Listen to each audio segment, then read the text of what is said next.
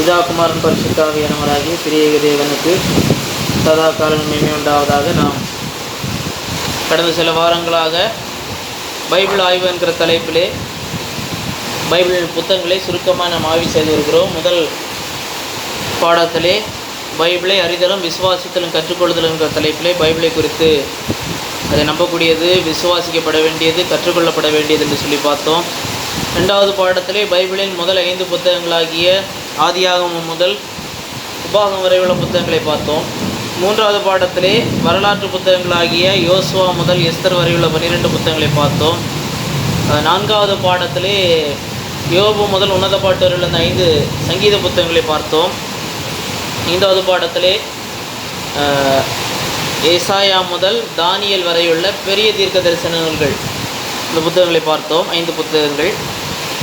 இன்றைக்கு பழைய ஏற்பாட்டில் இருக்கிற மீத புத்தகங்கள், பழைய ஏற்பாட்டில் 39 புத்தகங்கள் நம்முடைய ஆங்கில பழைய ஏற்பாட்டிலே, தமிழ் பழைய ஏற்பாட்டிலே இருக்கிறது, கிரேக்க பழைய ஏற்பாட்டிலே இருக்கிறது 39 புத்தகங்கள். அதிலே கடைசி 12 புத்தகங்களாகிய சிறிய தீர்க்கதரிசிகள் என்று சொல்லி சிறிய தீர்க்க தரிசன நூல்கள், இந்த 12 நூல்களை குறித்து தான் நாம் இன்றைக்கு பார்க்க இருக்கிறோம். இந்த சிறிய தீர்க்கதரிசிகள் என்கிற சொல்லானது ஏசாயா, எரேமியா, எசேக்கியேல் புத்தகங்களை காட்டிலும் செய்திகள் குறைவாக இருக்கிறது. நான் ஏற்கனவே போன வகுப்பிலே சொன்னேன். முதல்ல அந்த 5 புத்தகங்களிலும் செய்திகள் அதிகமாக இருக்கிறது. மாத்திரமல்ல, அது ஒரு நாட்டை மாத்திரம் மையமாய்த்தல்ல, அதனுடைய பார்வை ஒரு நாடை தாண்டி உலகளாவிய பார்வையாக இருக்குது. ஆனால் இந்த 12 புத்தகங்கள், ஓசியா முதல் மல்கியா வரையுள்ள 12 புத்தகங்களும் அது உலகளாவிய பார்வையை அதிகமாய் கொண்டிராதபடிக்கு, அது குறிப்பாக ஒரு பிரச்சனை, அந்த பிரச்சனைக்கு தீர்வு, கர்த்தருடைய ஆட்சி போன்ற காரியங்களை மாத்திரம் மையமெடுத்து கொடுக்கிறபடினாலே சிறிய தீர்க்கதரிசிகள் என்று அழைக்கப்படுகிறது. சிறிய தீர்க்கதரிசிகள் என்று பைபிள் சூட்டவில்லை. அதற்கு பிறகு கிபிக்கு பிறகு தான் இதை சிறிய தீர்க்கதரிசிகள் நூல்கள் என்று சொல்லி அழைக்கலாயினர். இந்த தீர்க்கதரிசிகளின் ஊழியம் என்று சொல்லி பார்க்கும்போது, நான் கடந்த வகுப்பிலே சொன்னேன், பழைய ஏற்பாட்டிலே தீர்க்கதரிசியினுடைய பணி என்னவென்று சொல்லி, தீர்க்கதரிசியினுடைய பணி அவர் என்ன செய்ய வேண்டும் என்று சொல்லி. இந்த தீர்க்கதரிசிகள், இந்த 12 தீர்க்கதரிசிகளும் ஏன் தேவை என்று சொல்லி பார்க்கும்போது, ஆண்டவருடைய நோக்கம் இஸ்ரவேல் என்கிற தேசத்தின் மூலமாக எல்லா நாடுகளும் ஆசீர்வதிக்க வேண்டும். அபிரகாமுக்கு ஆதியாம் 12 சொல்லுகிறார், அபிரகாமுக்கு உடன்படிக்கை பண்ணும்போது உன் நிமித்தம் பூமியில் உள்ள சகல வம்சங்கள் ஆசீர்வதிக்கப்பட வேண்டும். அதன்படி தான் யாத்திராகும் புத்தகத்திலே நாம் பார்க்கிறோம். ஆண்டவர் 19 அதிகாரத்திலே சொல்லுகிறார், நீங்கள் என்னுடைய சொந்த ஜனமாக இருப்பீர்கள், என்னுடைய சொத்தாக இருப்பீர்கள், என்னுடைய ஆசாரிய தேசமாக இருப்பீர்கள் என்று சொல்லுகிறார். அப்போ அந்த ஆசாரிய தேசமாக இருக்கக்கூடியது என்ன செய்ய வேண்டும், என்ன செய்யக்கூடாது, இவர்கள்தான் மாதிரி மற்ற நாடுகளுக்கு. இவர்களுடைய மாதிரியை பார்த்து மற்ற நாடுகள் கர்த்தரிடம் வர வேண்டும். இவருடைய நடக்கை, இவருடைய விசுவாசத்தை பார்த்து கர்த்தர் தான் தெய்வம் என்று இவருடைய சாட்சியை பார்த்து சுற்றி இருக்கிற நாடுகளெல்லாம் வர வேண்டும். அப்போ எப்படி இருக்க வேண்டும்? அந்த ஆசாரிய நாடாக இருக்கிற உலகத்தின் ஒரே ஆசாரிய நாடு என்று அழைக்கப்பட்டது இஸ்ரவேல் தேசம். இஸ்ரேல் தேசம் மட்டும்தான் ஆசாரிய நாடாக இருக்கிறது. இன்றைக்கு எந்த நாடும் தேவனுக்கு விசேஷித்த ஆசாரிய நாடு என்று சொல்லி இன்றைக்கு எதுவுமே இல்லை. நம்ம இந்த ஆசாரிய நாடாக இருக்கக்கூடியது சுற்றி இருக்கிற தேசத்திற்குரிய இந்த பாவங்களில் விழுந்து விடக்கூடாது. இப்போது நாள் பார்க்கிறது, குறி கேட்கிறதெல்லாம் கூடாது. பாவம் 18 அதிகாரத்தில் சொல்லுகிறார். மாத்திரமல்ல, உண்மையான வழி இந்த தீர்க்கதரிசியிலும் பரிபூர்ணமான தீர்க்கதரிசியாக இயேசு தன்னுடைய வருகையிலே அலுவலை நிறைவேற்றுவார்கள். பாவம் 15 முதல் 22 கொடுக்கப்பட்டுள்ளது. தேவனாகி கர்த்தர் என்னை போல தீர்க்கதரிசி சகோதரனை எழும்ப பண்ணுவார், அவருக்கு செவி கொடுப்பீர்களாக என்று சொல்லுகிறார். அப்போது அபிரகாமின் உடன்படிக்கையில் கொடுக்கப்பட்டுள்ளபடி இந்த நாட்டின் மூலமாக ஆசீர்வதிக்கப்படும். அப்போ இந்த நாடு சரியாக இருக்க வேண்டும். ஆனால் பல வேளைகளிலே இந்த நாடு தேவன் விரும்பினபடி ஆசாரிய நாடாய் தன்னுடைய கடமையை செய்யவில்லை. அப்போ எதை செய்யவில்லை என்று பார்க்கும்போது தீர்க்கதரிசி வேண்டும். இப்போ தீர்க்கதரிசின முதல் பணி அதுதான். வயிற்று வலி தலைவலி பற்றி பேசுவதல்ல. கர்த்தர் என்ன கொடுத்தார், அப்போ நியாயப்பிரமாணம், சட்டம், கர்த்தருடைய வார்த்தை இதுதான் இருக்க வேண்டும். ஆனால் எந்த இடத்துல ஜனம் குறைவுபடுகிறது என்று சொல்லி தீர்க்கதரிசியுடைய பணியாக இருக்க வேண்டும். கர்த்தருடைய சத்தத்திற்கு செவி கொடுக்க வேண்டும். இதை தான் தீர்க்கதரிசிகள் செய்தார்கள். அப்போ இந்த ஜனங்கள் திசை திரும்பும் போது, இல்லை நீ இப்படி செய்யக்கூடாது, இப்படி தான் இருக்க வேண்டும் என்று சரியான திசைக்கு திருப்பொழி பணியை தான் பிரதானமாக செய்தார்கள். அப்படி கேட்கப்பட்ட போது ஜனம் ஆசீர்வதிக்கப்பட்டது. தீர்க்கதரிசிகள் சத்தத்தை நிராகரித்த போது அவர்கள் அழிவுக்குட்பட்டார்கள்.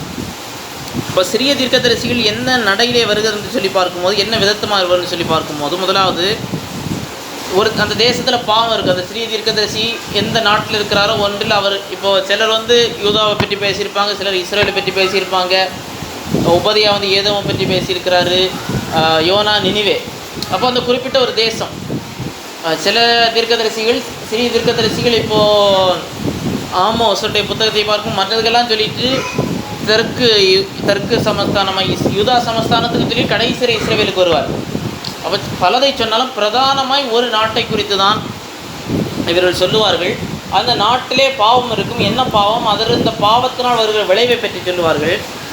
ஏன் அந்த பாவம் என்ன விதமான பாவம்னு விளக்கம் கொடுப்பார்கள். ரெண்டாவது, முதலாவது நியாய தீர்ப்பை பற்றி சொல்லுவார்கள், என்ன விதமான பாவம் என்று சொல்லுவார்கள். மூன்றாவது, நியாய தீர்ப்பு எப்படி இருக்கும் என்று விளக்கம் கொடுப்பார்கள். நான்காவது, மனம் திரும்ப அழைப்பார்கள். முதலாவது ஒரு எச்சரிப்பு, நியாய தீர்ப்பு வரப்போகிறது. ரெண்டாவது, இப்போ யோனாவை பற்றி பார்க்குறான், நினைவே கவிழ்க்கப்பட்டு போகும். ஏன் கவிழ்க்கப்படும், பாவம் இருக்கிறது. அப்போ அடுத்து நியாய தீர்ப்பு பற்றி விளக்கம், எப்படி நியாய தீர்ப்பு வரும், 40 நாட்கள் கவிழ்க்கப்படும். அடுத்ததாக மனம் திரும்ப வேண்டும், ஜனங்கள் மனம் திரும்ப அழைப்பு, எல்லாவற்றையோட மீட்பின் செய்தி. கடைசியில் என்னதான் இருந்தாலும் ஓசியா புத்தகத்திலே நீ சோரம் போனால் எப்படி என்று ஒரு மனைவியோடு ஒப்பீடு செய்தது போல இருக்கும். என்றாலும் கடைசியிலே கர்த்தர் சேர்த்துக்கொள்வார் என்கிற செய்தியிலே தான், ஒரு நல்ல செய்தியோடு தான் இந்த சிறிய தீர்க்கதரிசிகள் முடிவடையும். இந்த தீர்க்கதரிசிகள் அதிகமாக சொல்லும்போது, தீர்க்கதரிசிகள் கர்த்தர் சொல்லுகிறதாவது தான் இந்த சிறிய தீர்க்கதரிசிகள் புத்தகத்திலே அதிகமாக படிக்க முடியும். இப்போ சிறிய தீர்க்கதரிசிகள் 12, பழைய ஏற்பாட்டில் இது புக் ஆஃப் த 12ன்னு இருக்குது. ஏன்னா பழைய ஏற்பாட்டில் 22 புத்தகங்கள் தான், யூத பழைய ஏற்பாடு. அதில் இந்த 12 தீர்க்கதரிசிகளும் ஒரே சுருளில் தான் வரும்.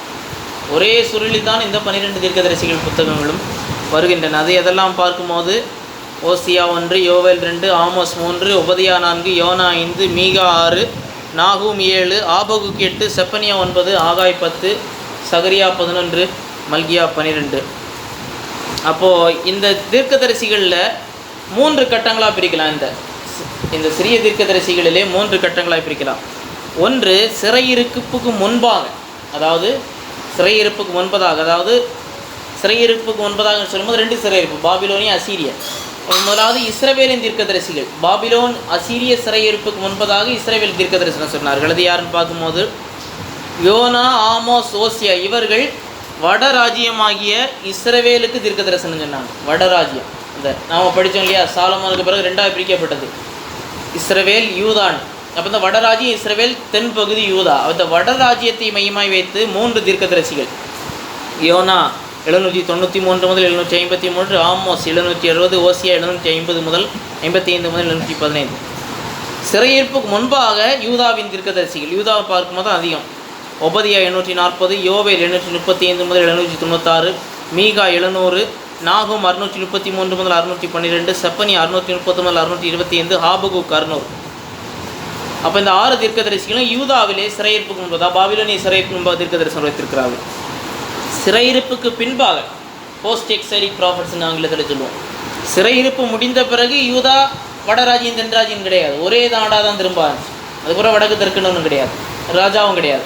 அப்போ சிறையிருப்பு பின்பதாக 3 பேர், கடைசி 3 புத்தகம், ஆகாய், சகரியா, மல்கியா. ஆகாய் 520, சகரியா 520 முதல் 518, மல்கியா 450 முதல் 400. இந்த 400 முடியும் போது பழைய ஏற்பாடு முற்றுகிறது. அதற்கு பிறகு 400 ஆண்டுகள் ஒரு அமைதியின் காலம், சைலண்ட் இயர்ஸ். அப்போது எந்த ஒரு வெளிப்பாடு தீர்க்க தரிசனம் வரவில்லை. தள்ளுபடி ஆகமல் அந்த காலங்களிலே உருவானது. பிறகு நேரடியாய் புதிய ஏற்பாடு வருகிறது. இனி இந்த 12 புத்தகங்களுக்கும் போவோம். ஓசியாவின் புத்தகம். இந்த ஓசியாவின் புத்தகத்தினுடைய முக்கியமான செய்தி, அன்பை காத்துக்கொள்ள வேண்டும், தேவனுடைய அந்த அன்பில் காத்துக்கொள்ள வேண்டும் என்று சொல்லி. நூலாசிரியரை குறித்து பார்க்கும்போது, நூலாசிரியராகிய ஓசியா தந்தை பெயேரி என்று குறிப்பிடப்பட்டிருக்கிறது. அவர் கோமேரின் கணவர். வடபகுதியாக இஸ்ரேல் நாட்டில் அவர் குடியிருந்திருக்க வேண்டும்.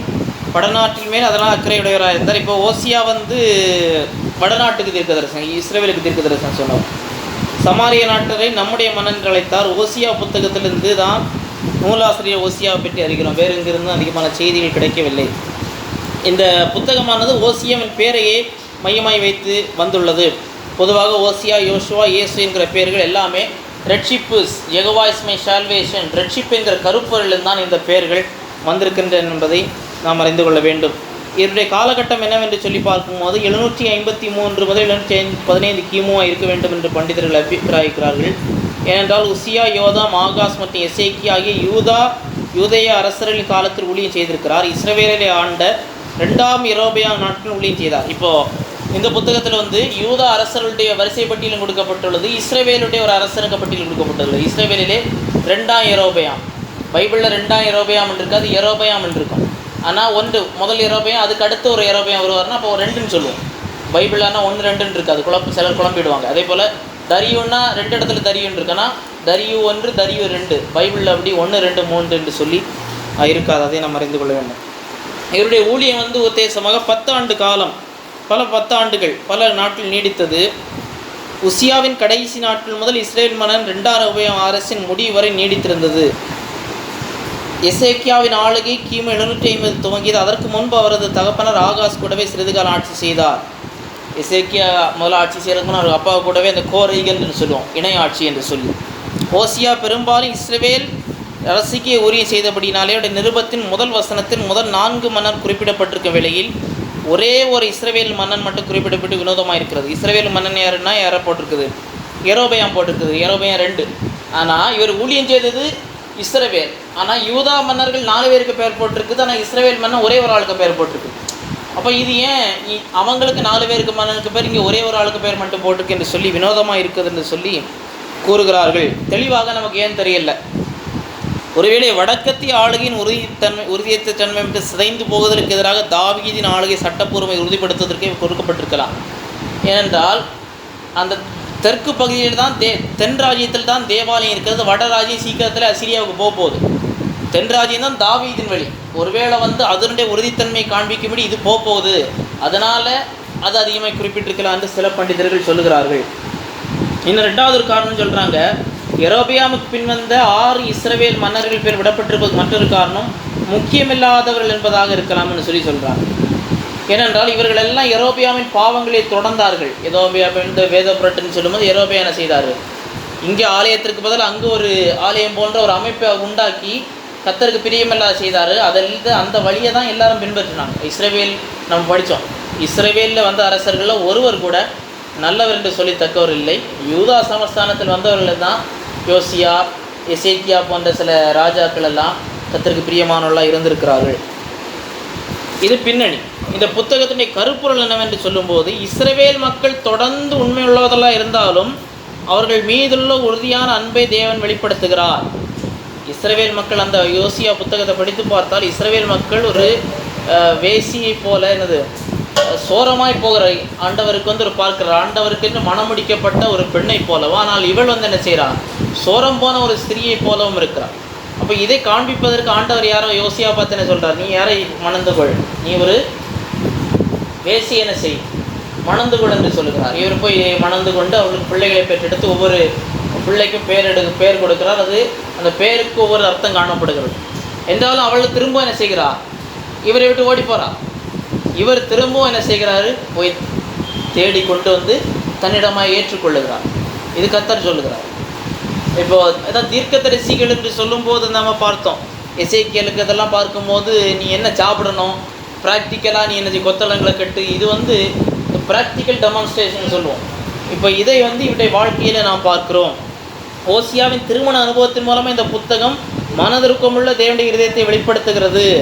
தீர்க்கதரிசி என்று அழைக்கப்பட்டவர்கள் இதை செய்தார்கள். அதனால தான் இன்றைக்கு இப்பேற்பட்ட தீர்க்கதரிசிகளுடைய அழைப்பு இல்லை. எந்த தீர்க்கதரிசியும் சுகமாய் ஜீவிக்கிற போலையோ, இப்போ தானியேல் சிலர் இருந்தாங்க, ஆனால் தானியேல் இருந்தாலும் அவர்கள் திருமணம் செய்ய முடியாத நிலை சில ஒவ்வொருவருக்கும் ஒவ்வொரு இடத்திலே ஒரு கிரியத்தை செலுத்தினாங்க, எந்த தீர்க்கதரிசியாக இருக்கட்டும். ஆனால் புதிய ஏற்பாட்டு தீர்க்கதரிசிகள் இந்த அளவிலே இல்லை. புதிய ஏற்பாட்டு தீர்க்கதரிசிகள்கிட்ட போய் வேசிகிட்ட போய் கல்யாணம் பண்ணுன்னு சொல்லலை.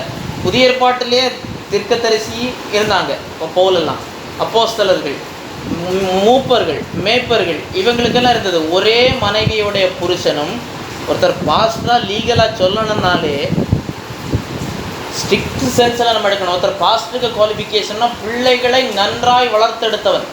அதுதான் ஒரு கரெக்டாக நம்ம பார்க்க போனோம், எடுக்க போனோம். அப்போ புதிய ஏற்பாட்டிலே தீர்க்கதரிசி, அதான் சொன்னேன், பழைய ஏற்பாட்டு தீர்க்கதரிசிகளுடைய செயல்பாடும் அழைப்பும் வேறு, புதிய ஏற்பாட்டிலே உள்ளவருடைய அழைப்பும் வேறு. அதை நாம் புரிந்து கொள்ள. அதனால் இன்றைக்கு தேவன் யாரையும் பார்த்து பேசிய போய் கல்யாணம் பண்ணுன்னு சொல்ல மாட்டார். அப்படி ஒருத்தன் சொன்னான் என்றால் கள்ள தீர்க்கதரிசி. இன்றைக்கு எந்த தீர்க்கதரிசிட்டையும் போய் ஓசியாட்ட சொன்னது போல் என்ன செய், ஆண்டவர் தான் கல்யாணம் பண்ண சொன்னார், நான் கல்யாணம் பண்ணினேன் என்று சொல்லக்கூடாது. இப்போ ஓசியாட்ட சொல்கிறார், நீ போய் ஒரு சோர ஸ்திரீயும் சோர பிள்ளையும் உன்னிடமாய் சேர்த்துக்குள், தேசம் கர்த்தரை விட்டு விலகி சோரம் போயிற்று.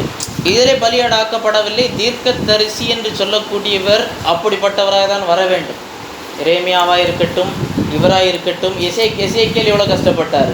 உனக்கு நீ என்னது மனிதனது கழிந்து போனது காஞ்சதை வச்சு தான் உனக்கு நெருப்பு சுடணும். இவர் ஆண்டவர்கிட்ட புலம்புகிறார், ஆண்டவரே இது ரொம்ப கஷ்டமாக இருக்கேன். அப்படியாப்பா, மாட்டுச்சாணி உனக்கு யூஸ் பண்ணிக்க, அதுதான் உனக்கு ப்ரொவிஷன், நீ ரொம்ப கேட்டுக்கிட்டனால. அப்போது எல்லா தீர்க்கதரிசிகளும் பழைய ஏற்பாட்டில் தீர்க்கதரிசி என்று சொல்லக்கூடியது எலியா, பாடுள்ள மனிதன், அப்படி தான் இருந்திருக்கிறார்கள். ஆனால் அப்படினாலே இன்றைக்கு தீர்க்கதரிசி என்று பார்த்துவிட்டு ரெண்டு ஒப்பீடு செய்யக்கூடாது. நமக்கு புதிய ஏற்பாட்டின் தீர்க்க தரிசன அலுவலும் பழைய ஏற்பாட்டின் தீர்க்க தரிசன அலுவல் போன்றது அல்ல.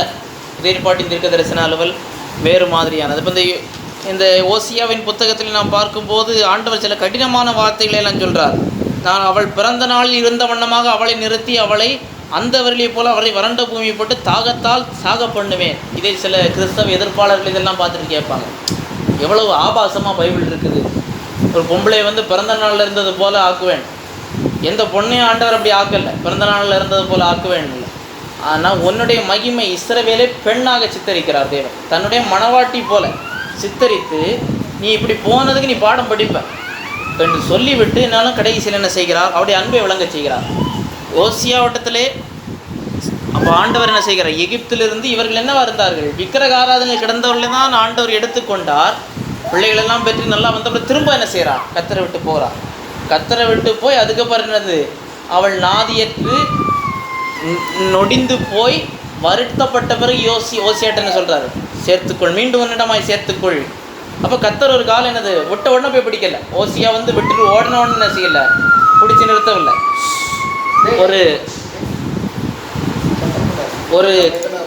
ஒரு காலகட்டம் வரைக்கும் ஓசியாவிட்ட பொறுமையாக இருந்து விட்டு ஓசியா நேரம் வரும்போது மீண்டும் சேர்த்துக்கொள்னு சொல்கிறார். அதே போல தான் இஸ்ரவேல் கத்தரை விட்டு சோரம் போனால் இப்படிலாம் நடக்கும் என்றாலும் கடைசியிலே கத்தர் என்ன செய்கிறார், வாக்கு பண்ணுகிறார், நான் உன்னை இரண்டமாய் சேர்த்து கொள்வேன் என்று சொல்லி கத்தர் சொல்கிறார். அப்போது கடைசியிலே ஓசியா விட்டதில் எல்லாம் கடைசியிலே மீண்டும் சேர்ந்து கொள்ளுக. அதே போல் என்ன செய்கிறார், சேர்ந்து கொள்ளும். என்றாலும் செய்த பாவத்துக்கு தண்டனை உண்டு. செய்ததை காணாமல் இருக்க மாட்டார், அடித்து அரவணைப்பார். அதுதான். என்றால் தேவன் தான் இவரோடு முதலாவது உடன்படிக்கை பண்ணார். அதான் முக்கியம். ஆபிரகாம் இடத்துல சொன்னார், உன் சந்ததி நான் பெருகு.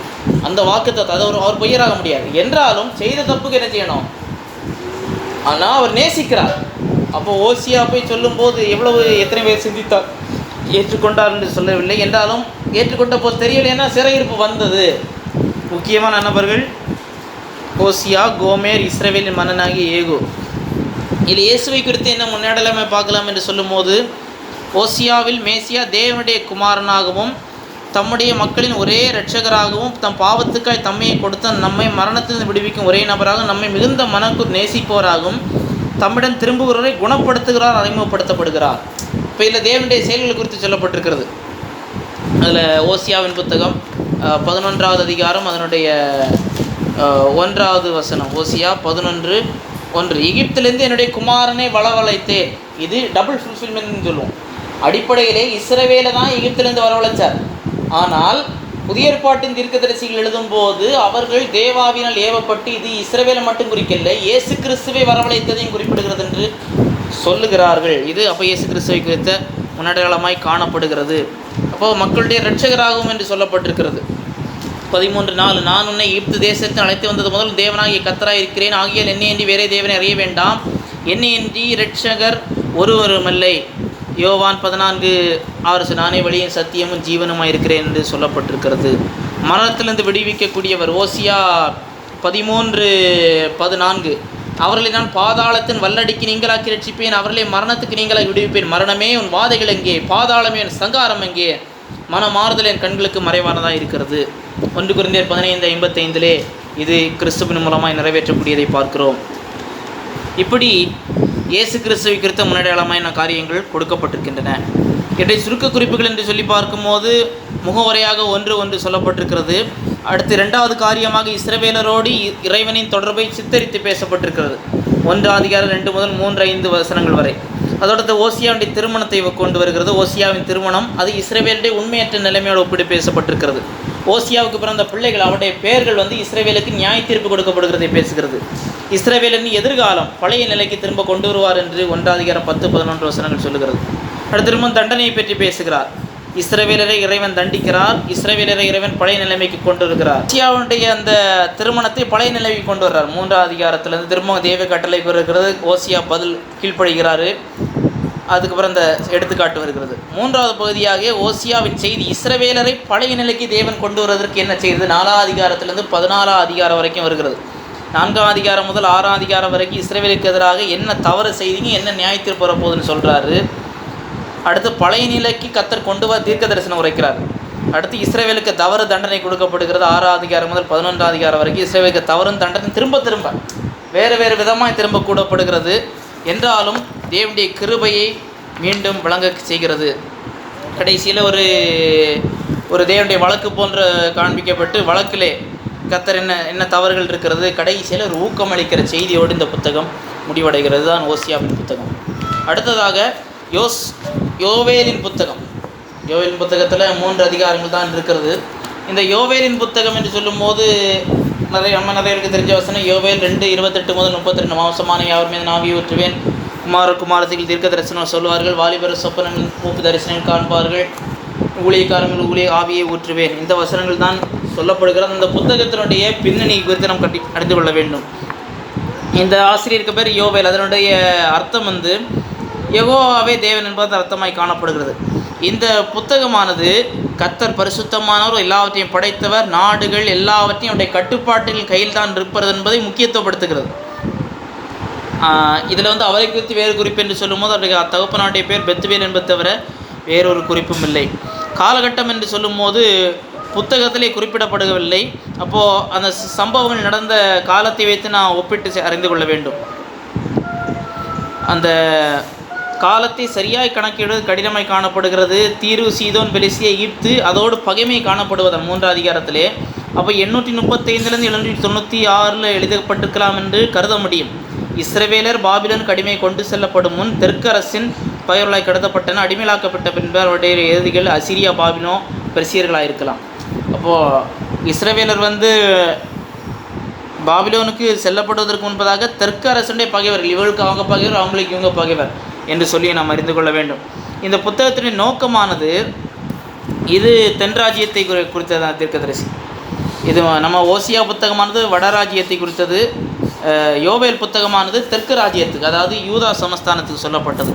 இந்த புத்தகத்தினுடைய செய்தியானது கர்த்தருடைய நாள் என்று சொல்லப்படுகிறது. கர்த்தருடைய நாள் தீவிரமாக இருக்கிறது.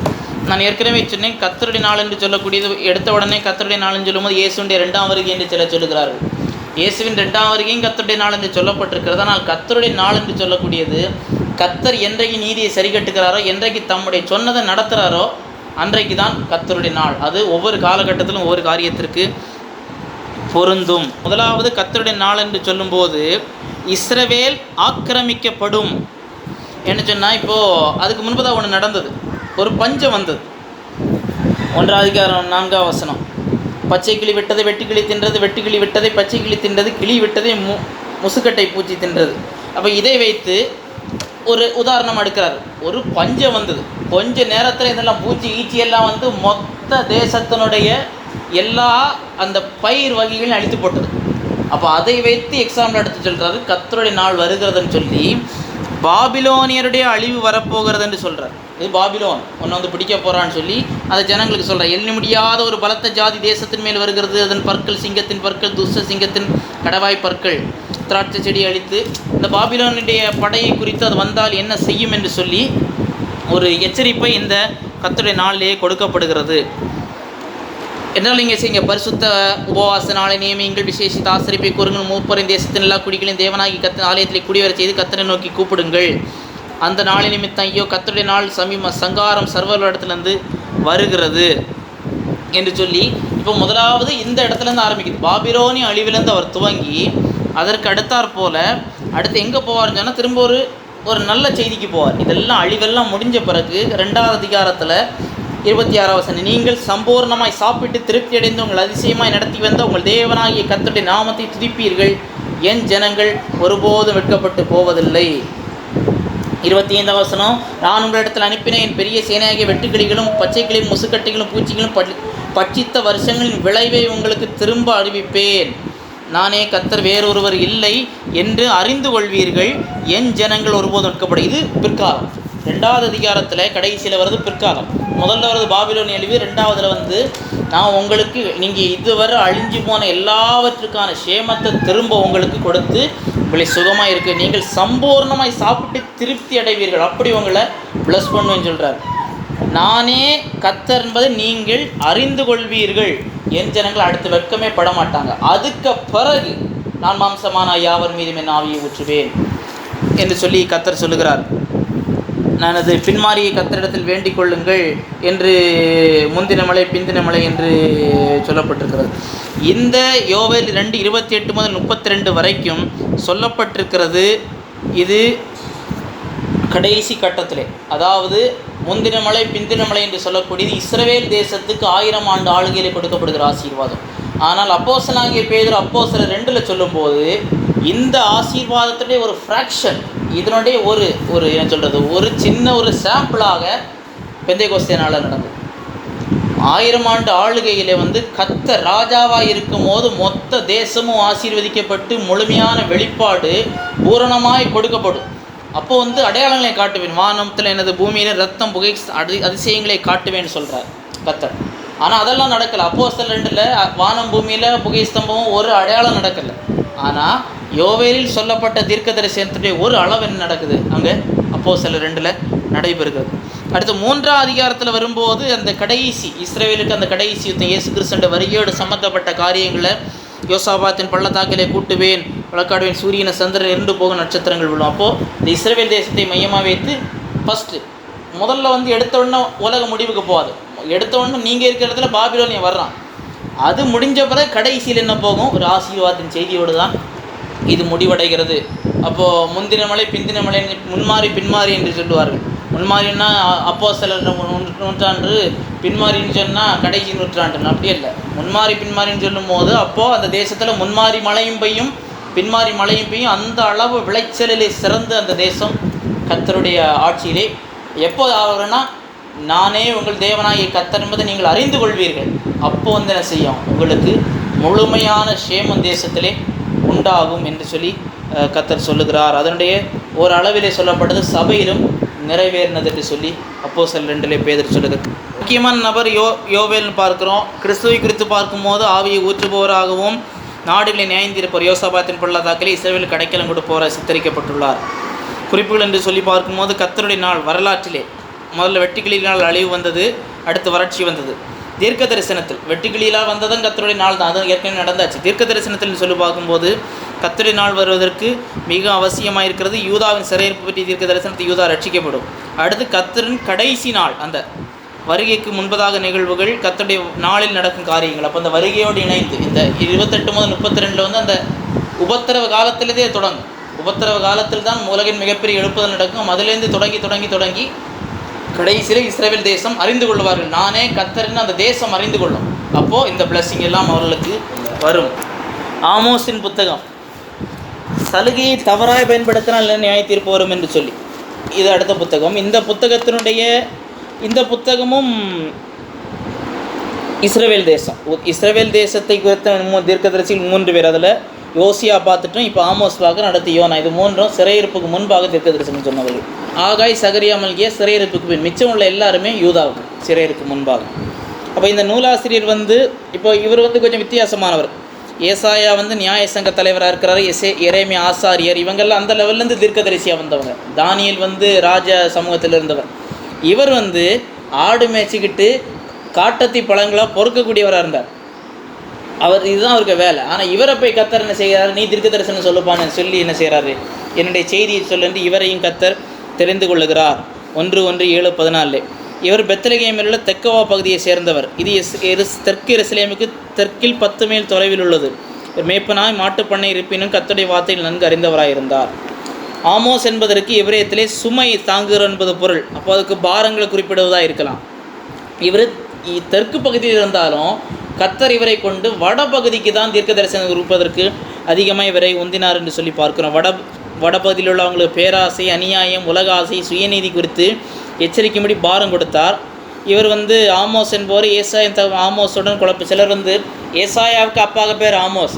அதனால் சிலர் என்ன பிரசங்கிப்பாங்கன்னா, ஏசாயாவுக்கு அப்பா தான் பெரிய முதல்ல தீர்க்கதரிசியாக இருந்தவர், அவரெல்லாம் கஷ்டப்பட்டு பழம் பிறக்கினவர், அவருக்கு மகனும் தீர்க்கதரிசி ஆகிட்டார். இவரும் அவரையும் போட்டு குழப்பிக்கொள்ளக்கூடாது. இவருடைய காலம் ஏறத்தாழ கிமு 760 என்று சொல்லப்படுகிறது. உசியா மற்றும் யெரொபெயாம் 2 நாட்களில் ஆமோஸ் தீர்க்க தரிசனம் உரைத்தார். யூதாவின் ராஜாவாகிய உசியாவின் நாட்களிலும் இஸ்ரவேல் மன்னனாகிய யோவாசுடைய குமாரன யெரொபெயா நாட்களிலும் பூமி எதிர்ச்சி உண்டாக 2 ஆண்டுகளுக்கு முன்பே இஸ்ரவேலரை குறித்து தரிசனம் கண்டு சொன்ன வார்த்தைகள் என்றால் இந்த புத்தகம் துவங்குகிறது. அப்போ இந்த காலகட்டத்தில் தான் பொருந்தி வருகிறது. அப்போ இந்த பூமி எதிர்ச்சிக்கு 2 ஆண்டுகளுக்கு முன் சொல்லப்பட்டுள்ளது. ஆனால் இந்த பூமி எதிர்ச்சியை குறித்த திட்டமான நிகழ்வுகள் நமக்கு கூறப்படவில்லை. என்றாலும் ஒரு பூமி எதிர்ச்சி ஒரு பரவலாக பெரிய அளவில் நடந்திருக்கு என்பதை அறிய முடிகிறது. இவருடைய கருப்பொருள் நோக்கம் என்று சொல்லும்போது, இவரும் முதல் அப்படி தான் நியாய தீர்ப்பின் செய்தியோடு துவங்கி ஆண்டவர் முழு உலகையும் ஆட்சி செய்கிறவர், அவர் ஒரு போர் வீரரை போல நியாய தீர்க்க வருவார் என்று சொல்லி ஆண்டவர் இப்படி செய்தியை தொடங்குகிறார். அடுத்து தேவனிடத்தில் உடன்படிக்கை மீறின இஸ்ரவேலை கர்த்தர் தண்டிப்பார் என்று சொல்லி சொல்கிறார். அடுத்து நியாய தீர்ப்பில் இப்போ என்னது நியாய தீர்ப்புனா அசீரிய நியாய தீர்ப்பு, அந்த படையெடுப்பு, இஸ்ரவேல் சிறைப்பட்டு போகிறது. அப்போ அதில் தப்பிக்கிறதுக்கு ஒரே ஒரு வழி இருக்கிறது, மனம் திரும்பங்கள் சொல்கிறார். கர்த்தர் என்ன செய்கிறார், தீமை வெறுப்புறார் என்று சொல்கிறார், அவருடைய நீதி விளங்க வேண்டும் என்று சொல்கிறார். இவருடைய இது நாடு அழிக்கப்பட்டாலும் மீதியானவர் ரெமனன்ட் என்று சொல்கிறார். கர்த்தர் இவர்களை எந்த கர்த்தர் எல்லா காலத்திலும் ஒரு மீதியான கூட்டத்தை வைக்கிறார். அந்த மீதியான கூட்டத்தை வைக்கிறவர் அவர்களை கொண்டு கர்த்தர் என்ன செய்வார், மீண்டும் தம்மிடமாய் சேர்த்துக்கொள்வார் என்று சொல்கிறார். இவருடைய புத்தகத்தை படித்தால் நல்ல அதிசயமாக இருக்கும், நல்ல இன்ட்ரெஸ்டிங்காகவும் இருக்கும். ஆமோஸ் எல்லாம் தீர்க்க தரிசனம் சொல்லிக்கிட்டு வருவார். முதல்ல அவர் யூதாவிலேருந்து இஸ்ரவேலுக்கு தீர்க்க தரிசனம் சொல்லுவார். அப்போது இஸ்ரவேலில் அமத்சியான்கிற ஒரு ஆசாரியம் இருப்பான். அமத்சியா ராஜாவாகி யெரொபெயாமுக்கு ஆள் அனுப்பி சொல்லுவான். ஆமோஸ் முதல்ல யாருக்கெல்லாம் சொல்ல ஆரம்பித்தான், தமஸ்கு சொல்ல ஆரம்பித்தான், பெலிஸ்தீருக்கு மேலே சொல்ல தீர்வுக்கு மேலே ஏதோமே நம்மோன் மீது மோவாப் மீது. அப்போ எல்லாம் ரசித்து கேட்டுட்டு இருந்தாங்க, சுற்றி உள்ள நாடெல்லாம் அழிய போகுது, நமக்கு எதிரியெல்லாம் அடி வாங்க போகிறான், சொல்லுப்பான் கடைசியில் இவங்க பக்கத்து நாடாக யூதாவுக்கு அடுத்த நாட்டுக்குன்னு சொல்கிறான். அது முடித்த பிறகு தான் இவருக்கு பிரச்சனை. யாரை சொன்னா கடைசியில் இஸ்ரவேலுக்கு, மற்றவங்களுக்கெல்லாம் சுருக்க மாட்டேன், இவர்கிட்ட தான் டீட்டெயிலாக சொல்ல போகிறார் இஸ்ரவேலை குறித்து என்ன சொல்கிறேன்னு. அது சொன்னோன்னே கோவம் வரும், நீ வந்து எங்களுக்கு விரோதமாகவே சொல்கிறியன்னு ராஜாவுக்கு ஆள் அனுப்பி என்ன செய்வான். ராஜாவே இவன் என்ன செய்கிறான், நமக்கு விரோதமாக நீ பிழைக்க மாட்டேன், நாசமாக போயிடுவேன்னு நம்ம பிரித்து சொல்லிட்டு இருக்கிறான், இவனை விடக்கூடாதுன்னு. உடனே இவர் சொல்கிறார், இந்த 7ஆம் அதிகாரத்தில் இருக்கிறது. அவனை பார்த்து அமத்சியாவை கிட்டலாம் கேட்குறாரு, நீ எப்படி இவர் சொல்கிறார், நான் தீர்க்கதரிசியின் புத்திரனும் அல்ல, நான் பழத்தை பொறுக்கிறவனு ஆடு மேய்ப்பனுமா இருக்கிறேன், நான் மந்தையின் பின்னாலே போகிற போது என்னை கர்த்தர் அழைத்து நீ போய் என் ஜனமாக இஸ்ரவேலுக்குறோமா தீர்க்க தரிசனம் சொல்லுங்கிறார். இப்போது சொல்லிவிட்டு நீ உன் குடும்பத்துக்கு சொல்கிறேன் பாருன்னு சொல்கிறாரு. உனக்கு குடும்பத்துக்கு உனக்கு விரோதமாக தீர்க்க தரிசனம் ஈசாக்கின் ஒன்றையும் சொல்லாதே என்று சொல்லுகிறாய். இது நிமித்தம் உன் பெண்ஜாதி நகரத்தில் வேசியாவாள், உன் குமாரனும் குமார்த்திகளும் பட்டயத்தால் விழுவார்கள், உன் வயல் அளவு நூலால் பங்கிட்டு கொள்ளப்படும், நீயோவெனால் அசுத்தமான தேசத்தில் செத்துப்போவாய், இஸ்ரவேலும் தன் தேசத்திற்கு சிறைபிடிக்கப்பட்டு கொண்டு போகப்படுவான் என்று கர்த்தர் சொல்லுகிறார். அப்படிப்பட்ட செய்திகளும் வருகிறது. என்றாலும் கடைசியிலே இது மெசேஜ், சிறைப்பட்டு போவார்கள் என்றாலும் கர்த்தருக்கு பயப்படுகிற, கர்த்தரை நேசிக்கிற, பாவத்துக்கு நடுங்குகிற ஒரு கூட்டம் இருக்கிறது. அவர்களை கர்த்தர் மீண்டும் சேர்ப்பார், தம்மிடமாய் சேர்த்து கொண்டு அவர்களை பெருக பண்ணுவார். என்னுடைய சுருக்கமான குறிப்புகள் பார்க்கும்போது இவருடைய நூலாசிரியருடைய முதல் 2 வசனங்கள் அதனுடைய பின்னணியை சொல்லுகிறது. 1:3 முதல் 2:16 வரை 8 நியாய தீர்ப்புகள். தமஸ்கு, பெலிஸ்தியர், தீரு, ஏதோம், அம்மோன், மோவாப், யூதா, இஸ்ரவேல், இந்த 8 நியாய தீர்ப்புகளை சொல்லிட்டு அடுத்து தான் இஸ்ரவேலுக்கு டீட்டெயிலாக பண்ணுற, மற்றதெல்லாம் சொல்லிட்டு அப்போ சந்தோஷமாக இருந்தாங்க. இப்போ தான் இஸ்ரவேலை பற்றி சொன்னவன் தான் இவருக்கு எதிர்ப்பு வலுக்கிறது. அடுத்து இஸ்ரவேலின் நியாய தீர்ப்பை பொறுத்து 3ஆம் அதிகாரம் 1 முதல் 15 வரை சொல்லுகிறார். அடுத்து இஸ்ரவேலின் சீரழிவு, அவருடைய பொறுத்து புலம்பல் பாட்டு பாடுகிறார். இஸ்ரவேல் எப்படி அழியும் என்று சொல்லுகிறார். அங்கே இருக்கிற அந்த மார்க்க தலைவர்களை கண்டிக்கிறார். அடுத்தடுத்து 6ஆம் அதிகாரத்தில் முழு தேசத்தையும் கண்டிக்கிறார். அடுத்து ஒரு 5 தரிசனங்களை கர்த்தர் அவருக்கு காண்பிக்கிறார். 7 முதல் 9 அதிகாரங்களில் விழுங்கும் வெட்டுக்கிளிகளின் தரிசனம், அக்கினியின் தரிசனம், தூக்குநூல் தரிசனம், அடுத்து பெத்லேயில் உள்ள ஆசாரின் எதிர்ப்பை குறித்து பார்க்கிறோம். பழக்கூடையின் தரிசனம், ஆண்டவர் நியாயம் தீர்க்கக்கூடிய தரிசனம். இது தரிசன வடிவிலை பார்க்கிறார். கடைசியாக 9வது அதிகாரத்திலே இஸ்ரவேலர் மீட்கப்பட வாக்கு தத்தங்களாக கடைசி 9வது அதிகாரம் அதனுடைய 11 முதல் 15 வசனங்கள் வரைக்கும் கர்த்தர் சொல்கிறார். ஏதோமேலே மீதியானவர்களே நாமம் விளங்கிய சகல வசமாக்கி கொள்ளும்படிக்கு அந்நாளிலே விழுந்து போன தாவீதின் கூடாரத்தை திரும்ப எடுப்பித்து திறப்புகளை அடைத்து அதில் பழுதாய் போனதை சீர்படுத்தி பூர்வ நாட்டில் இருந்தது போல ஸ்தாபிப்பேன் என்று சொல்லி கர்த்தர் என்ன செய்கிறார், வாக்கு தத்தத்தை கொடுக்கிறார் என்று சொல்லி பார்க்கிறோம். அப்போது கிறிஸ்துவை குறித்து பார்க்கும்போது விழுந்த தாவீதின் கூடாரத்தை கட்டுபவராகவும் நாட்டில் திரும்ப நாட்டுவராக சித்தரிக்கிறார். இது இயேசு கிறிஸ்து தான் திரும்ப செய்ய போகிறார். கடைசியில் அவர் வரும்போது நோக்கி கூப்பிடுவார்கள். கூப்பிடும்போது அவர்களுக்கு காப்பாற்றுகிறவராய் வந்து அவர்களை கடைசியிலே அந்த ஆபிரகாமின் உடன்படிக்கையிலே கொடுக்கப்பட்டது, இந்த தேசத்தை உனக்கு முழுமையை தருவேன் என்று சொன்னது அன்றைக்கு தான் நிறைவேறும். அடுத்து யோனாவின் புத்தகம். தேவ சித்தத்தை விட்டு ஓடுகிற ஒருவர், இது நமக்கு அநேகருக்கு தெரிந்த காரியம். இதை சிலர் இதிகாசம் என்று சொல்லுகிறவர்கள் உண்டு. ஆனால் இது வரலாற்று சம்பவம். சிலர் மீன் சாப்பிடும்போது இது என்னது, நம்ம மீனை சாப்பிட்றோமா, இங்கே மீன் மனிதனை சாப்பிடுமா என்று. ஆனால் சரித்திரத்திலே பார்க்குறோம் நிறைய பேரை மீன் முழுங்கின காரியங்கள் எல்லாம் நாம் இன்றைக்கு செய்தித்தாள்களிலும் நியூஸ்களில் நாம் பார்க்குறோம். இந்த புத்தகத்தினுடைய எழுதியவர் யார் என்று சொல்லும்போது அமித்தாயின் குமாரனாகிய யோனா, வடநாட்டில் கலிலியா பட்டணத்தின் தீர்க்கதரிசி. இவர் தான் அந்த புத்தகத்தில் எழுதினார். இது தலைப்பிலே காணப்படுகிறது. இவர் இந்த இடத்தையும் மனிதரையும் கொண்ட புத்தகத்தினுடைய இது பற்றி இவரை குறித்து 2 ராஜாக்கள் 14:25 நம்ம ஒரு குறிப்பை பார்க்க முடியும். 2 ராஜாக்கள் புத்தகம் அதனுடைய 14வது அதிகாரம், அதனுடைய 2 ராஜாக்கள் 14:25. காத்தேப்போர் ஊரானாகி அமித்தாயின் தீர்க்கதரிசியின் குமாரனை யோனா என்னும் தம்முடைய ஊழியக்காரனை கொண்டு இஸ்ரவேலின் தேவனாகிய கர்த்தர் சொல்லியிருந்த வார்த்தையின்படியே அவன் ஆமாத்தின் எல்லை முதற்கொண்டு சமூகத்தின் கடலுடைய எல்லைகளை திரும்ப சேர்த்து கொண்டான். இஸ்ரவேல் உபத்திரம் மிகவும் கொடுத்து அடைப்பட்டவனும் இஸ்ரவேல் கொத்தாசிக்கிறோம் என்று கர்த்தர் பார்த்தார். இஸ்ரவேலின் பேரை வானத்தின் கீழ் குலைத்து போடுவேன் என்று கர்த்தர் சொல்லாமல் யோவாசின் குமாரனாகிய யெரொபெயாம் கையால் அவர்களை ரட்சித்தார். இது யோனாவின் புத்தகத்தில் வருகிற தீர்க்க தரிசனம் அல்ல, இது வேறு தீர்க்க தரிசனம். யாருக்கு ஆளுகையில் சொல்லும்போது இது நடைபெறுகிறது. 2 ராஜாக்கள் 14:27 பார்க்கும்போது யெரொபெயாம் என இஸ்ரவேல் மன்னனின் ஆளுகையிலே தான் யோனா இருந்தார் என்று சொல்லி பார்க்கிறோம். அப்போ எலிசாவுக்கு பிறகு ஆமோஸ், ஓசியா என்பவர்கள் காலத்துக்கு சற்று முன்பாக, அப்போ எலிசாவுக்கு பிறகு எலிசா, அதுக்கு அடுத்து ஆமோஸ், ஓசியா என்பவருடைய காலத்துக்கு கொஞ்சம் முன்பதாக இவர் இருந்தார்னு சொல்லி பார்க்கிறோம். யோனா என்பவருடைய பெயர் அர்த்தம் புறா என்று சொல்லி பார்க்கிறோம். இதனுடைய சம்பவத்தின் உண்மைத்தன்மை குறித்து இயேசு கிறிஸ்து சொல்கிறார். அடையாளத்தை கேட்குறாங்க, இயேசுன்னு சொல்கிறார். யோனாவுடைய அடையாளமே உங்களுக்கு என்ன செய்யப்படும், கொடுக்கப்படும் என்று சொல்லி அது என்ன சொல்கிறார், யோனா மீனின் வயிற்றிலே இருந்தது போல மனுஷகுமாரனும் பூமி நீரத்திலே இருப்பார் என்று சொல்லுகிறார். இந்த மைய கருத்து என்னவென்று சொல்லி பார்க்கும்போது, பிற மக்கள் மேலே அன்பு காட்டாமல் இருப்பது தேவ சித்தத்தை செய்ய தடையாக இருக்கிறது. இவர் நினைச்சார் இவர் எபிரேயர்களின் தேவன், அதனால் எதுக்கு அந்த நாட்டை போய் பார்க்கணும். அசிரியாவுடைய தலைநகர் நினிவேயிலிருந்து பாவம் பெருகிவிட்டது, கர்த்தர் என்ன செய்கிறார், நினிவே சங்கரிக்கப்பட போகிறது என்றாலும் நீ ஒரு மனம் திரும்புதலின் செய்தியை கொண்டு போன். அப்போ இவருக்கு என்னது, நான் வடராஜ்யத்தில் இருக்கிறேன், இவர் எதுக்கு நினிவேயை பற்றி கவலைப்படணும், அவன் நம்முடைய எதிரி, நம்ம அவனுக்கு அடிமையாக இருக்கிறோம், அவன் வல்லரசாக இருக்கிறான். எப்போதுமே கர்த்தர் அவங்களுக்கு ஒரு வாய்ப்பு இருக்குது. இஸ்ரவேலை சுற்றியுள்ள தேசத்தாருக்கு தீர்க்க தரிசனம் சொல்லும்போது அவர்களுக்கு ஒரு வாய்ப்பாகும். இப்போ யாரை பார்க்குறோம், நம்ம யோசுவாவின் புத்தகத்திலே ராகாபை பார்க்குறோம்.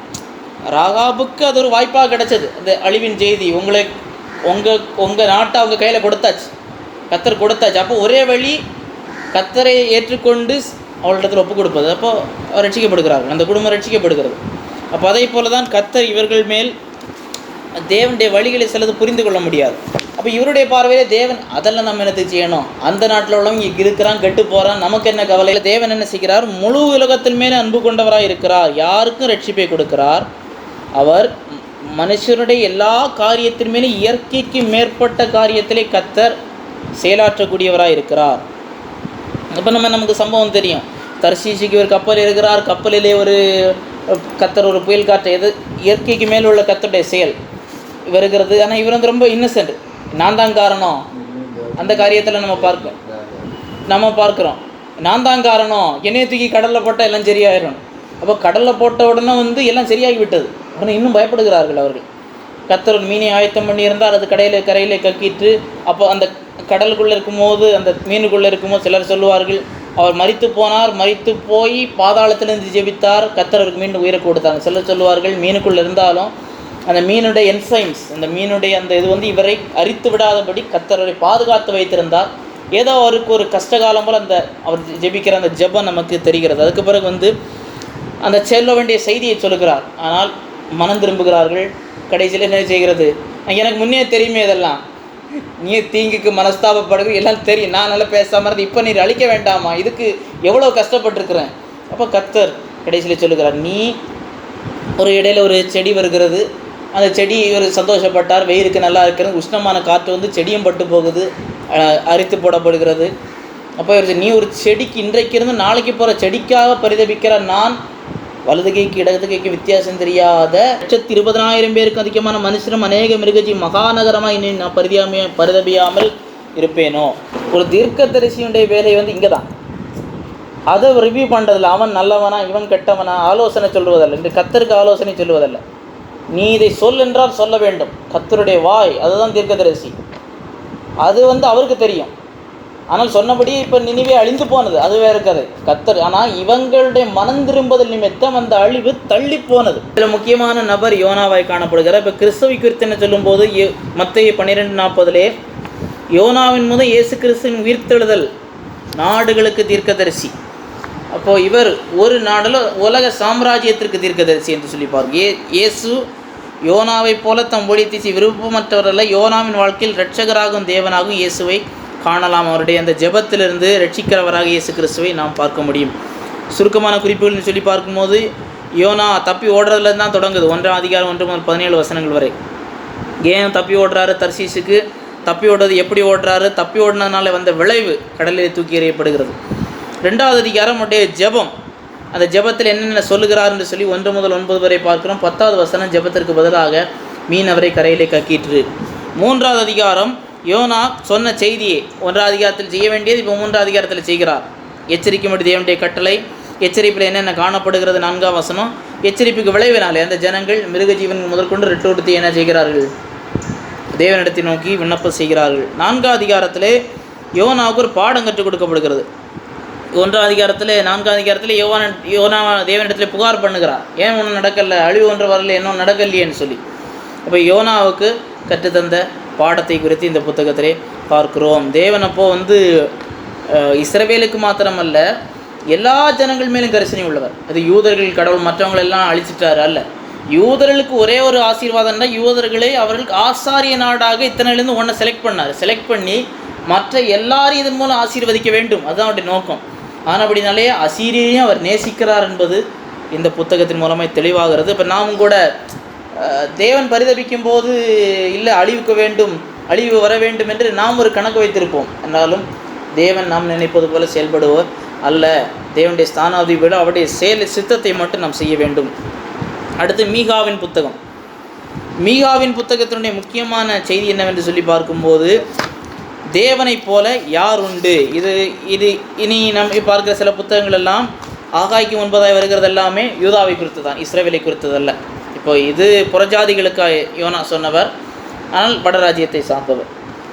இப்போ இதனுடைய புத்தகத்தினுடைய எழுதியவர் யார் என்று சொல்லி பார்க்கும்போது மீகா என்று சொல்லி அறிகிறோம். எரேமியா 26:18 பார்க்கும்போது இந்த புத்தக ஆசிரியரை குறித்து சில காரியங்களை அறிய முடியும். எரேமியா தீர்க்கதரிசியின் புத்தகம் 26வது அதிகாரம், அதனுடைய எரேமியா தீர்க்கதரிசியின் புத்தகம் 26வது அதிகாரம், அதனுடைய 18வது வசனம். யூதாவின் ராஜாவாகிய எசேக்கியாவின் நாட்களில் மொசேரா ஊரானாகிய மீகா தீர்க்கதரிசனம் சொல்லி யூதாவின் சகல ஜனங்களையும் பார்த்து, சியோனின் வயல்வெளியாக உளப்பட்டு எருசலேம் மண்மேடுகளாய் போவோம், இந்த ஆலயத்தின் பர்வதம் காட்டில் மேடுகளாய் போவோம்னு சேனையின் கர்த்தர் உரைத்தார் என்று சொன்னான் என்று சொல்லி அங்கே மீகாவை குறித்து குறிப்பிருக்கிறது. மீகா என்றால் மிகாயா என்கிற வார்த்தை தான் சுருக்கமாக மீகா என்று வருகிறது. அப்போ கர்த்தரை போல் யார் இருக்கிறார்கள் 7:18 வருகிறது. அந்த காரியத்திலிருந்து நாம் அறிந்து கொள்ள முடிகிறது. எரேமியாவின் நாட்களில் மூப்பர்கள் நாட்டின் மீது நியாயத்தீர்ப்பை குறித்த எரேமியாவின் செய்தியை உறுதிப்படுத்தும்படி மீகா 3:12 மேற்கோள் காட்டுகிறார்கள். எரேமியாவின் செய்தியும் மீகாவுடைய செய்தியும் ஒத்திருக்கிறதை நாம் மீகாவின் புத்தகத்திலே பார்க்க முடியும். அதற்கு அடையாளமாக 3:12 ஆகையால் உங்கள் நிமித்தம் சியோன் வயல்வெளியைப் போல் உளப்பட்டு எருசலேம் மண்மேடுகளாய் போவோம், ஆலயத்தின் பர்வதம் காட்டு மேடுகளாய் போவோம். இது எரேமியா தீர்க்கதரிசியில் இருக்கிற அதே வசனம்தான். இவர் சொன்னதாய் சொல்லப்பட்ட அதே வசனம் தான் இங்கு கூறப்பட்டிருக்கிறது என்று சொல்லி பார்க்கிறோம். இவர் பெலிஸ்தியரின் பட்டணமாகிய காத்துக்கு அருகில் தென்மேற்காக 25 மைல் தொலைவில் உள்ள யூதேயா நாட்டில் முசரேத் பட்டணத்தில் வாழ்ந்தார். லாக்கீஸுக்கு அருகில் யூதேயா மலையில் மொசேரா பட்டணம் இருக்கிறது. அந்த லாக்கீஸ் என்பது வியாபார பட்டணமாய் காணப்படுகிறது. காலம் என்று சொல்லும் போது கிமு 700 வாக்கிலே. ஏனென்றால் 1 வசனம் யோதாம் ஆகாஸ் எசேக்கியா ஆகிய மன்னன் காலகட்டத்தில் மீகா தீர்க்கதரிசனம் கூறப்பட்டிருக்கிறபடினாலே மீகா பிரதானமாக யூதாவுக்கு தீர்க்க தரிசனம் வருது. இந்த அரசர்கள் எல்லாம் இந்த 700 வாக்கிலே தான் ஆட்சி செய்தவர்கள். 750, 736, 16 என்று சொல்லி பார்க்கிறோம். வடதேசத்தை குறித்தும் சில காரியங்கள் பேசியிருக்கிறார். சமாரியாவின் வீழ்ச்சியும் பேசியிருக்கிறார். 1:6 பார்க்கிறோம். ஊழியத்தின் பெரும்பகுதி 722 நடந்த அசிரியாவின் அடிமைத்தனத்திற்கு முன்பு உள்ள காலம் தான் இவர் அதிகமாக பேசின காலம் என்று சொல்லி பார்க்கிறோம். இந்த புத்தகத்தின் மையக்கருத்து என்னவென்று சொல்லி பார்க்கும்போது, மக்கள் எப்படி தேவன் கொடுத்த உடன்படிக்கை நிபந்தனைக்கு தகுந்தாற்போல் வாழாததினால் தோல்வி ஏற்பட்டது. தேவன் உடன்படிக்கை பண்ணினார் மோசேயோடு, அந்த ஜனத்தோடு, இஸ்ரவேல் தேசத்தோடு, அபிரகாமோடு. இந்த உடன்படிக்கைக்கு கீழாக என்னென்ன செய்ய வேண்டும் அதன்படி வாழாததினாலே வந்த தோல்வி என்னவென்று சொல்லி காண்பிக்கிறது. கீழ்ப்படிந்தால் ஆசீர்வாத உபாகமத்தின் புத்தகம், கீழ்ப்படியாவிட்டால் சாபம். உபாகமத்தின் புத்தகம் 28, 15-68. முதல் 14 வசனங்கள் ஆசீர்வாதம், அடுத்த பகுதியில் சாபம். அப்போ அநீதி வந்ததினாலே சாபம் வருகிறது. இந்த புத்தகம் நீதியின் நியாயத்தையும் வெளிப்படுத்தி தேவனுடைய தண்டிப்பது சரி என்று அவர் சொல்கிறார். இது மட்டுமல்ல, அந்த யூதா தேசத்தில் இருந்த நியாயாதிபதிகள், தீர்க்கதரிசி, ஆசாரிகள் மத்தியில் இருந்த லஞ்சம், ஏமாற்றுதல், பெருமை, மீறுதல், இந்த பாவங்களுக்கெல்லாம் ஒரு குற்றச்சாட்டை இவர் என்ன செய்கிறார், வைக்கிறார் என்று சொல்லி பார்க்கிறோம். என்னாலும் கடைசியில் தேவன் கண்டித்து சீர்படுத்துகிறவர் என்கிற செய்தி மீண்டும் வருகிறது. மீகா 3 செய்திகளை கொடுக்கிறார். இந்த 3 செய்திகளில் நியாய தீர்ப்பு தான் பிரதானமான கருத்தாக வருகிறது. என்றாலும் நியாய தீர்ப்பு வந்தாலும் ஜனங்கள் மீண்டும் கட்டப்படுவார் என்ற செய்தி வருகிறது. ஒவ்வொரு செய்தியிலும் மக்கள் திரும்ப கட்டப்படுவதை கூறுகிறார். மேசியாவின் கீழ் எதிர்காலத்தில் உயர்ந்த இடத்தில் ஜனங்கள் என்ன செய்வார், கர்த்தர் தேசத்தை திரும்ப வைப்பார். மேசியாவின் காலத்தில் அது நடைபெறும் என்று சொல்லி கூறப்பட்டிருக்கிறது. மீகாவுக்கு கடைசி பகுதி ஒரு நீதிமன்ற காட்சியை போல வரும். அந்த நீதிமன்ற காட்சியில் தேவன் ஒரு வழக்கை வச்சிருக்கிறாரு. அந்த வழக்கு ஜனங்களுக்கு விரோதமாக, அந்த வழக்குக்கு சாட்சிகளாக மலைகள், குன்றுகளை விசாரிக்க அழைக்கிறாரு. அவங்க என்ன செய்கிறாங்க, மக்கள் என்ன செய்கிறாங்க, தேவனை முழு இதயத்தோடு ஆராதிப்பதற்கு பதிலாக அவங்க என்ன செய்கிறாங்க, தேவையற்ற சடங்குகளை பின்பற்றுகிறார்கள். தேவன் இதை தான் வேண்டுகிறார் என்று, இதுதான் தேவனுக்கு வேண்டும், தவறாக நினச்சிக்கிட்டு இருக்கிறாங்க. நேர்மையில்லாத அவங்களுடைய செயலை மூடி மறைப்பதற்கு தேவனை விட்டு விலகி போயிருக்கிறார்கள். கர்த்தர் மனிதரிடம் எதை எதிர்பார்க்கிறார் என்பதை உணர தவறி இருக்கிறார்கள். அவர்கள் குற்றவாளிகள் என்றே தீர்ப்பு வழங்கப்பட வேண்டும். இப்போ குற்றவாளிகள், இந்த வழக்கிலே அவர்கள் குற்றவாளிகளும் தீர்க்கப்படுகிறார்கள். என்றாலும் நம்பிக்கையின் செய்தி கொண்டு வருகிறது. தேவன் தண்டனை நிறைவேற்றுகிற அதே தேவன் தயவு காட்டுவதிலும் மகிழ்ச்சியாக இருக்கிறார் என்று சொல்லி பார்க்கிறோம். இப்போ மீகா 7:18 பார்க்கிறோம். தமது சுதந்திரத்தில் மீதியானுடைய அக்கிரமத்தை பொறுத்து மீறுதலை மன்னிக்கிற தேவனிற்கு ஒப்பான தேவன் யார்? அவர் கிருபை செய்ய விரும்புகிறபடியால் என்றென்றைக்கும் கோபம் வையார். நானோவென்றால் கர்த்தரை நோக்கி கூப்பிட்டு ரட்சிப்பின் தேவனுக்கு காத்திருப்பேன், என் தேவன் என்னை கேட்டருள்வார் என்று சொல்கிறார். முக்கியமான நபர்கள் மீகா, யோதாம், ஆகாஸ் மற்றும் எசேக்கியா. இயேசு கிறிஸ்துவை குறித்த குறிப்பு அதான் முக்கியமான ஒரு முன்னடையாளம் தீர்க்க தரிசனமாக பதிவு செய்யப்பட்டிருக்கிறது. இதிலே 4வது அதிகாரம் 2வது வசனத்திலே யாக்கோபின் தேவனாக இயேசு கிறிஸ்து கூறப்பட்டிருக்கிறார். மாத்திரமல்ல, மீகா 4வது அதிகாரம் முழுவதும் கர்த்தருடைய இந்த 1000 ஆண்டு ஆளுகை குறித்த அதிகமான செய்திகள் வருகிறது. மாத்திரமல்ல, அந்த 4வது அதிகாரத்திலே நாடுகளின் நியாயாதிபதியாக யாக்கோபின் தேவனாக வரப்போகிறார் என்று பார்க்கிறோம். அவருடைய அந்த முதலாம் வருகை எப்ராத்தா தீர்க்க தரிசனம் சரியாய் கூறப்பட்டிருக்கிறது. இயேசுடைய பிறப்புக்கு எத்தனை ஆண்டுகளுக்கு முன்பதாக? 700 ஆண்டுகளுக்கு முன்பதாக. இயேசு கிறிஸ்துடைய பிறப்புக்கு 700 ஆண்டுகளுக்கு முன்பதாக இயேசுடைய பிறப்பு. 5:2 எப்ராத்தா எனப்பட்ட பெத்லகேமின் இதயவுள்ள ஆயிரங்களுக்குள்ளே சிறிதாக இருந்து இஸ்ரவேலை ஆளப்போகிற உன்னிடத்திலிருந்து புறப்பட்ட இடத்தில் வரும் அவருடைய புறப்படுதல் அநாதி நாட்களுடைய பூர்வத்தினுடையது. அப்போ இட்டர்னிட்டி, அவருடைய நித்தியத்தன்மை குறித்து பேசுகிறார். வரக்கூடியவர் நித்தியத்தன்மையுடையவராக இருப்பார். எங்கிருந்து வருவார்? நீ சிறியதாக இருந்தால், நீ யூதேயாவுக்குள்ளே ஆயிரங்களுக்குள் சிறியதான் இஸ்ரவேலை ஆளுகிற ஒரு இடத்திலிருந்து வருகிறார் என்று சொல்லி சொல்லப்படுகிறது. இது மத்தேயு 5:2 அதிகாரம் 1 முதல் 6 நிறைவேறுவதை பார்க்கிறோம். சுருக்கமான குறிப்புன்னு சொல்லி பார்க்கும்போது முகவரையாய் 1:1 சமாரியாவுக்கு யூதாவுக்கு நியாயத்தீர்ப்பு 1 அதிகாரம் முதல் 2:13 வரைக்கும் என்ன நியாயத்தீர்ப்பு என்று வெளிப்படுத்தப்படுகிறது. அடுத்து மீகாவுடைய புலம்பல் காணப்படுகிறது. இந்த புலம்பலுக்கு நீங்களும் புலம்புகளும் மக்கள் அழைக்கிறார். 2வது அதிகாரத்தில் யூதாவுடைய பாவம் கூறப்பட்டிருக்கிறது, கள்ள தீர்க்கதரிசிகளை குறித்து கூறப்பட்டிருக்கிறது. 2வது அதிகாரத்திலே 2:12-13 கர்த்தர் மீண்டும் கூட்டி சேர்ப்பதை குறித்து கூறப்பட்டிருக்கு. இது முதல் செய்தி. 2வது செய்தியிலே மீட்பை தொடர்ந்து அழிவின் செய்தி கூறப்பட்டிருக்கிறது. தேச தலைவர்கள் மேல், ஆளுவோர் மேல், பொய் தீர்க்கதரிசிகள், எல்லா தலைவர்கள். அடுத்து நாட்டுக்கு தேவனுடைய அரசாட்சியின் ஆசீர்வாதம். அரசாட்சி எப்படி இருக்கும்? அந்த 4வது அதிகாரத்திலே அவருடைய அரசாட்சி, அந்த 1000 ஆண்டு ஆளுகைன்னு நம்புகிறோம், அது எப்படி இருக்கும்னு சொல்லப்படுகிறது. 3வது செய்தி பாவத்துக்கு கண்டிப்பும் ஆசீர்வாதத்தின் வாக்குத்தத்தம். அப்போ தேவனுடைய குற்றச்சாட்டு, மீகாவுடைய பதில், என்னென்ன பாவம் தண்டனைகள் என்று. தேவனிடம் மீகா வேண்டுதல் செய்கிறது. 7வது அதிகாரத்திலே கடைசியில் நம்பிக்கை வைக்கிறார். கர்த்தருடைய மீண்டும் நம்மை சீர்படுத்த நம்பிக்கையை முடிவடைகிறது. இந்த தீர்க்கதரிசிகள் எல்லாமே ஒரே நாள் சொன்னதில்லை. இப்போ 3 செய்தி சொல்லியிருக்காரு. அப்போ அந்த 3 செய்தி 3 காலகட்டங்களிலே சொல்லப்பட்டது. அந்த 3 ஈவெண்ட்டாக இருக்கிறது. இப்படி ஒவ்வொரு தீர்க்கதரிசியினுடைய புத்தகத்திலும் அதெல்லாம் ஒன்று சேர்த்து தான் புத்தகமாக வந்திருக்கிறது.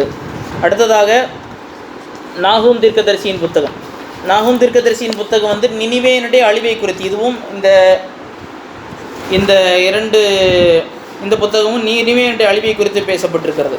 அசிரியாவுக்கு யோனாவின் புத்தகத்திலே அழிவு தாமதப்படுத்தப்பட்டது, இங்கு அழிவு வருகிறது. இது நாகூமின் தரிசனமாக இருக்கிறது. இது 1ஆம் அதிகாரம் 1ஆம் வசனத்தை தவிர நாகூமை தீர்க்கதரிசியை குறித்து வேறொன்று நமக்கு தெரியவில்லை. நாகூம் என்றால் ஆறுதல் என்று பொருள். இது நினிவே பட்டணத்தை ஆக்கிரமித்த அசீரியர்களுக்கு நாகூமின் செய்தி ஆறுதலின் செய்தி இல்லை என்றாலும் யூதாவுக்கு ஆறுதல். இது அசீரியர்களுக்கு ஆறுதல் அல்ல, இது யூதாவுக்காரர். ஏனென்றால் யூதா சிறை இவர்களையும் ஒடுக்க நினைத்தார்கள். அப்போது அசீரியருடைய அழிவு யூதாவுக்கு ஆறுதலாய் காணப்படுகிறது. 1:15 படி இது யூதாவின் தீர்க்கதரிசியாக இருக்கலாம் என்று சொல்லி கருதுகிறார்கள். மற்ற இந்த தீர்க்கதரிசி பேரும் தீர்க்கதரிசி இடத்துல தான் இந்த தீர்க்கதரிசியின் புத்தகமும் எல்லா புத்தகத்தையும் போல பேரை மையமாக வைத்திருக்கிறது. காலகட்டம் 663 முதல் 612 என்று சொல்லி கருதுகிறார்கள். ஏனென்றால் எகிப்தில் இருக்கிற தீப்ஸ் பட்டணம் 9 விழுந்து விட்டதன் நாகூம் 3:8 முதல் 10 சொல்லுகிறது. தீப்ஸ் 663 விழுந்தது. 612 நினிவேன் அழிவின் நாகூம் 3 அதிகாரங்களை சொல்லுகிறது. அப்போ நினிவேன் அழிவு உடனடியாக இருக்குன்னு சொல்லப்பட்டதால் அப்போ தேவ கட்டளை ஒருவேளை 612க்கு அருகில் இருக்கலாம். அப்போ யோசியாவின் மன்னன் நாள்கள், செப்பனியா எரேமியா வாழ்நாட்களிலும் மீகாவின் ஊழி எழுந்திருக்கலாம். அப்போது நினிவேனுடைய அழிவின் கடைசி கட்டத்தை உடனடியாக அழிய போகுதுன்னு சொன்னதுனால அந்த அழிவுக்கு அந்த 612க்கு பக்கத்தில் வரும்போது தான் சொல்லியிருப்பார்னு கருத முடியும். முக்கிய கருத்து என்று சொல்லும் போது அசீரியருக்கு தேவனுடைய தண்டனை பழிவாங்குதல். யோனாவின் ஆசை 150 வருஷத்துக்கு முன்னே யோனா ஆசைப்பட்டார். ஆசை எப்போ நிறைவேறுது? அவர் இறந்து போய் 150 அவருடைய அந்த காலகட்டத்துக்கு 150 வருஷம் கழித்து அது நிறைவேறுகிறது. அப்போது நினிவேனுடைய அந்த மனமாற்றம், யோனாவின் காலகட்டத்தில் இந்த மனமாற்றம் சிறிது காலம் நீடித்தது. தீர்க்கதரிசி சொன்னார், மனம் திரும்பினாங்க, முடிஞ்சு அடுத்த தலைமுறை வருகிறது, எல்லாம் மறந்து விட்டார்கள், மீண்டும் தங்களுடைய கேடான வடிவுகளுக்கு திரும்பினார்கள். அசிரியாவுடைய சர்கோன் 2 சமாரியாவை அழித்து 722 இஸ்ரவேலில் 10 கோத்திரங்களை கைதியாக்கினார். 701 எசேக்கியாவின் ஆளுகையில் சனகரை திரும்பவும் எருசலேமை பிடித்தான். நினிவே எத்தனை இதாக இருந்தாலும் தேவன் என்ன செய்வார்? அந்த நகரத்தை அழிப்பார் என்று சொல்லி தீர்க்க தரிசனம் சொல்லப்பட்டது. இஸ்ரவேலை அழிச்சாச்சு.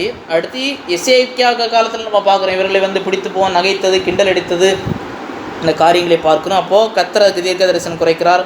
அதனுடைய முடிவாக இந்த வீழ்ச்சி வருகிறது. இது யூதாவுக்கு ஆறுதலாக இருக்கிறது. நாகூமிலே முக்கியமானவர் நாகூமாக இருக்கிறார். இதிலே நேரடியாக இயேசு கிறிஸ்துவை குறித்து எந்த முன்னறிவிப்புகள் இல்லை என்றாலும் இதனுடைய எதிரிகளை பழிவாங்குகிற ஒரு வைராக்கியம் உள்ள தேவன் என்று சொல்லி 1ஆம் அதிகாரம் 2 முதல் 13 சொல்லுகிறது. அப்படி என்று சொல்லும்போது இயேசு கிறிஸ்து அவருக்கு விரோதமான அவருக்கு எதிரிகளாக இருப்பவர்களே அவர் பழி வாங்குவார். அவர் இந்த யூதாவின் புத்தகத்திலே நாம் பார்க்கிறோம். அந்த செயலை நிறைவேற்றுவார்னு கர்த்தர் சொல்லியிருக்கிறபடினாலே அந்த செயல் இங்கே நமக்கு தெரிய வருகிறது. அப்போது இந்த புத்தகத்திலே சுருக்கமாய் பார்க்கும்போது நினிவேக்கு மேலே தேவனுடைய நியாய தீர்ப்பும் தீர்க்க தரிசனம் 1ஆம் அதிகாரம் 2 முதல் 15 வரைக்கும் தேவனுடைய கோபத்தை குறித்து சொல்லப்பட்டிருக்கிறது. தேவனுக்கு விரோதமான அவர்கள் செய்த சூழ்ச்சி, அதாவது யூதாவுக்கு விரோதம் செய்த சூழ்ச்சிக்கு தேவன் ஒரு முடிவு கொண்டு வருகிறார் சொல்லப்பட்டிருக்கிறது. இதன் மூலமாக யூதாவுக்கு வேதனை முடிவுக்கு வரும் என்று சொல்லப்பட்டிருக்கிறது. 2ஆம் அதிகாரத்தில் இதை குறித்து இன்னும் விளக்கமாக கூறுவதை பார்க்கிறோம். 3ஆம் அதிகாரத்திலே ஏன் நியாய தீர்ப்பை கொண்டு வருகிறார் என்று சொல்லி 3ஆம் அதிகாரத்திலே சொல்லப்பட்டிருக்கிறது. வன்முறை, ஏமாற்றுதல் சொல்லப்பட்டிருக்கிறது. தீப்ஸ் பட்டணத்துக்கு செய்தது அதற்கே வெட்கத்தை உண்டாக்கினது. பட்டணத்தின் பாதுகாப்பினால் பலன் இல்லை. நினிவேனுடைய அந்த பாதுகாப்பு அரண்கள் எல்லாம் அதற்கு பலனை கொடுக்க போவதில்லை என்று சொல்லப்பட்டிருக்கிறது. அப்போது ஒரு தேசம் இஸ்ரவேலுக்கு மட்டும் ஒரு ஆண்டவரில் சிலர் சொல்லுவார்கள், உங்கள் கடவுள் கிறிஸ்தவர்களுக்கு, உங்கள் கடவுள் இஸ்ரவேலருக்கு, எங்களை வந்து அவர் செய்யக்கூடாது. அசீரியா வந்து உலக வல்லரசு, அவர் எந்த நாட்டுக்கு மேலே அவர் அதிகாரம் செலுத்த வல்லவராக இருக்கிறார். மனம் திரும்ப வேண்டும். அது எந்த நாடாக இருக்கட்டும், இஸ்ரவேல் மாத்திரமல்ல. மனம் திரும்பின காலகட்டத்தில் தப்பு வைக்கப்பட்டார்கள். மனம் திரும்பாமல் போன போது இவர்கள் அழிக்கப்பட்டார்கள். அந்த உலக வல்லரசு என்கிற அளவில் இருந்தது நீக்கப்பட்டது. அடுத்தது ஹாபகுக்கின் புத்தகம். ஹாபகுக்கின் புத்தகம் ஒரு குழப்பத்துக்கு தேவன் ஒரு தீர்ப்பை கொடுக்கிறார். குழப்பம் வந்து தேவனுக்கு குழப்பம் அல்ல, தீர்க்கதரிசிக்கு ஒரு குழப்பம் வந்தது. 1 அதிகாரம் 1 மற்றும் 3 ஒன்றிலிருந்து ஆபகுக்கு எழுதினார்னு சொல்லி பார்க்குறோம். இவர் வந்து ஆசாரிய வகுப்பை சார்ந்தவர் என்றால் இவர் வந்து ஆசாரிய வகுப்பை சார்ந்தவராக இருந்தாலும் இவர் வந்து ஒரு பாடல் நன்றாய் பாடக்கும். ஏனென்றால் அந்த 3 அதிகாரத்திலிருந்து பார்க்கும்போது நெகினோத்தன் வாக்கியத்தில் ராகத்தலைவனுக்கு ஒப்புவிக்கப்பட்ட சங்கீதம்னு ஒரு சங்கீதமாக பாடுவதனாலே இவர் வந்து சங்கீதக்காரன் இருந்திருக்கிறான்னு சொல்ல முடிகிறது. இது இந்த புத்தகத்தினுடைய அர்த்தம், இவருடைய பேருடைய அர்த்தம் வந்து தழுவுதல் என்ற அர்த்தம் வருகிறது. தேவன் ரட்சிப்பாகவும் பலமாக இருக்கிறார் என்று இவரை தேவனை குறித்து இவர் இறுக பிடித்திருக்கிறார். இது கிமு 600 வாக்கில் எழுதப்பட்டது. இந்த புத்தகம் எப்பொழுது சென்றால் பாபிலோனிய சிறையிருப்பு வர சில காலகட்டம் முன்பு அதை எதிர்பார்த்து எழுதப்படுகிறது. இதில் பாபிலோனிய புகழ்ச்சி குறித்து எச்சரிப்பு இருக்கிறது. இப்போ என்ன நடக்குதுன்னு சொன்னால், இஸ்ரவேல் யூதா நாட்டில் ஃபுல்லாக அக்கிரமம் அநியாயம். அப்போ தேவனை நோக்கி முறையிடுகிறார். ஏன் ஆண்டவரே இப்படி எல்லாம் ஒருத்தன் நல்லவன் இல்லையே, அநீதி செய்கிறானே, தன்னுடைய ஜனத்தை குறித்து தேவன் முறை. அப்போ தேவன் சொல்லுகிறார், ஆமாப்பா அநீதி செய்கிறாங்க, நானும் பார்த்துட்டு இருக்கிறேன், இதுக்கு பலனாக பாபிலோனியரை கொண்டு வந்து இவங்க நியாய தீர்ப்புன்னு சொல்கிறார். அப்போ அடுத்து திரும்ப அழுகிறார். முதல்ல அழுது யூதாவுக்கு நியாய தீர்ப்பு வரணும். அப்போ தேவன் சொல்கிறார் நியாய தீர்ப்பை கொண்டு வருவேன். 2வது அழுகிறார். ஏன் அழுகிறாருன்னு சொன்னால், தேவன் சொன்னார் நியாய தீர்ப்பை யார் மூலம் கொண்டு வருவேன், பாபிலோன் மூலம் கொண்டு வருவேன்னு சொல்கிறார். அப்போ திரும்ப ஆண்டவரே இவனோட அப்போ மோசமானவன், இவனை நியாயந்திருக்கிறதுக்கு நான் வந்து கேட்டுட்டேன், நியாயந்திருக்கன்னு கேட்டுட்டேன், ஆனால் இந்த அளவுக்கு கொடிய நியாய தீர்ப்பாக தரணும், அவன் வந்தான்னா ஒரு காக்கா கூட என்ன செய்ய மாட்டான், விட்டு வைக்க மாட்டானே என்று சொல்லி என்ன செய்கிறாரு, அவர் குழப்பமடைந்து விடுகிறார். அப்போ அதற்கு தேவன் என்ன செய்கிறார், அதற்கு அவருக்கு சரியான கற்றுக் கொடுக்கறதை நாம் பார்க்குறோம். அப்போ பாபிலோனிய படையெடுப்பு எப்போ நடக்கலான்னு இருந்தாலும் ஏன் நடக்கலை, அந்த டைமில் நடக்கலை. அப்போது பாபிலோனில் இஸ்ரவேல் யூதா விழுவதற்கு கொஞ்ச காலத்துக்கு முன்பதாக இருந்திருக்க வேண்டும். இப்போ முக்கியமான நோக்கம் நான் சொன்னதை போல தான் இப்போது படையெடுப்பை குறித்து தான் இது இருக்கிறது. அப்போ ஆபவுக்கு விஷயத்தில் 2 பிரச்சனை இருந்தது. அதாவது பாவம் பெருகின யூதாவை ஏன் தேவன் தண்டிக்கவில்லை. இப்போ 1 அதிகாரம் 2-4 வசனங்கள். ரெண்டாவது இவருடைய கேள்வி, பாவம் நிறைஞ்ச பாபிலோன் நாட்டை வச்சு எப்படி பரிசுத்த தேவன் இஸ்ரவேலை நியாயத்திற்கு பயன்படுத்த முடியும். 1 அதிகாரம் 12 முதல் 21 வசனங்கள் வரை. அப்போது குழம்பி போய் இருக்கிறார். அன்றாலும் 3 அதிகாரத்திலே ஒரு நம்பிக்கையோடு ஒரு பாட்டு பாடுறார். அது செய்தி எல்லாம் ஒரு பாடல், நெகினோத்தென் வாக்கியத்திலே பாட தகுந்த ஒரு பாட்டாய் காணப்படுகிறது. இந்த பாட்டுன்னு சொல்லும்போது என்ன பாட்டு பாடுவார், அத்திமரம் துளிர் விடா. இது வந்து அந்த நெகினோத்தென்கிற வாக்கியம் 3 அதிகாரம் 17 வசனம் முதல். அத்திமரம் துளிர் விடாமல் போனாலும், திராட்சை செடிகளில் பழம் உண்டாகாமல் போனாலும், ஒலிவு மரத்தின் பலனற்று போனாமல், வயல்கள் தானியத்தை விளைவியாமல் போனாலும், கிடையில் ஆட்டு மந்தையில் முதலற்று போனாலும், தொழுவத்தில் மாடில்லாமல் போனாலும், கத்தருக்குள் மகிழ்ச்சியாக இருப்பேன், ரட்சிப்பின் தேவனுக்கு களி கூறுவேன். கத்தராகி ஆண்டவன் பலன் என் கால்களை மான்கால்களைப் போலாக்கி உயரமான செல் நடக்க பண்ணுவார். என்ன அர்த்தம், இது என்ன அர்த்தமாக இருக்குன்னு நினைக்கிறீங்க? பாபிலோனியன் வரும்போது என்ன நடக்கும்னு சொன்னால், அத்தி மரத்தில் துளிரே இருக்காது, அத்தி மரமும் அவுட், திராட்சை செடியில் பழம் இருக்காது, ஒலிவ மரத்துலேயும் பலன் இருக்காது, வயல்களில் இருக்கிற தானியம் எல்லாம் அழிக்கப்பட்டு விடும், கிடையில் ஆட்டு மந்தைகள் ஒன்றும் இருக்காது, மாடும் போயிடும். பாபிலோனியன் வரும்போது அனைத்தையும் இப்போ நம்ம யோவேலில் பார்த்தோம் இல்லையா, பலத்த ஜாதி வருகிறது, முன்ன வெட்டுக்கிளி வந்ததோட பயங்கரமாக இருக்குன்னு. பாபிலோனியன் வரும்போது இருக்கிற ஒரு ட்ரேஸ் எல்லாம் அழிச்சிருவோம். இவங்க நம்பினது, இவங்களுக்கு செல்வம் என்னது, அத்தி மரம், திராட்சை செடி, ஒலிவ மரம், ஆட்டு மந்தை, மாட்டு மந்தை, தானியம், இதுதான் இவங்களுக்கு. கர்த்தர் சொல்கிறார், இதெல்லாம் போனாலும் என்னை நம்புகிற ஒரு கூட்டம் இருக்கிறது, அவர்கள் பிழைப்பார்கள். 2வது அதிகாரத்தில் அவருடைய சந்தேகத்திற்கு தெளிவுபடுத்துகிறார் கர்த்தர். பாபிலோனியை குறித்த ஒரு தீர்க்கதரிசனம் சொல்கிறார், அவன் பெரிய நல்லவன் இல்லை, அவனுக்கு நான் என்ன செய்வேன்னு சொல்கிறார். இது ரொம்ப ஆர்வத்தோடு படிக்க வேண்டிய புத்தகம். நல்லதாகவும் இருக்கிறது. பூமி சமுத்திரம் ஜலத்தில் நிறைந்திருக்கிற பூமி கர்த்தருடைய அறிகிற அறிவினால் நிலைந்திருக்கும். பாபிலோனுக்கும் தீர்க்க தரிசனம் விரோதமாக இந்த 2ஆம் அதிகாரத்தில் சொல்லப்படுகிறது. இப்போது இந்த செய்தியோடு தான் அப்போது துக்கத்திலே ஆரம்பித்த தீர்க்கதரிசி 3ஆம் அதிகாரத்திலே நடனமாடி பாட்டு பாடி புத்தகத்தை முடிவு செய்கிறார். கிறிஸ்துவை குறித்து பார்க்கும்போது இரட்சகராய் சித்தரிக்கப்பட்டுள்ளார். 3ஆம் அதிகாரம் 13 முதல் 18 3 முறை ரட்சிப்பு என்கிற சொல் மத்தேயு 1:20 காணப்படுகிற இயேசு என்கிற பெயருக்கு மூலச்சொல்லாக இருக்கிற ரட்சிப்பு. பரிசுத்தர், விசுவாசத்தினால் நீதிமான் பிழைப்பான். இந்த செய்தி ரோமர் 1ஆம் அதிகாரம் 17ஆம் வசனத்திலே நமக்கு வருகிறது. விசுவாசத்தினால் நீதிமான் பிழைப்பான் என்று சொல்லக்கூடிய அந்த குறித்த காலத்துக்கு தரிசனம் வைக்கப்பட்டிருக்கிறது. அது முடிவிலே விளங்கும். பொய் சொல்லா தாமதித்தாலும் காத்து நிச்சயமே நிறைவேறும். தன் விசுவாசத்தினாலே நீதிமான் பிழைப்பான். அப்போ 2ஆம் அதிகாரத்தில் இவர் செய்கிறார். காவலில் அவர் எனக்கு என்ன சொல்லுவார், அவர்கிட்ட இப்போ நான் கேள்வி கேட்கணும்னு மதுக்கு மேலே ஏறி நின்னாச்சு. ஆண்டவர் இப்போ பதில் சொல்லும். இவனை விட மோசமானவனை வச்சா இவன் அழிக்கிறது. அப்போ சொல்கிறாரு, எழுதி வை, உனக்கு நான் பதில் சொல்கிறேன், நீ எழுதி வை. குறித்த காலத்துக்கு எல்லாம் நடக்கும். அது வைக்கப்பட தாமதித்தான் நிறைவேறும். ஆனால் விசுவாசிக்கிறவன் பிழைப்பான். இதை நம்புகிறவன் உண்மையிலே கர்த்தர் அழிக்க போகிறார். பாபிலோனை கொண்டு வந்து அழிக்க போகிறார். கர்த்தருக்கு பயப்படணும் சொல்கிறவன் என்ன செய்வார்? கர்த்தர் காப்பாற்ற அறிந்திருக்கிற எத்தனை அழிவு வந்தாலும் காப்பாற்றுவார். இந்த செய்தி தான் இருக்கிறது.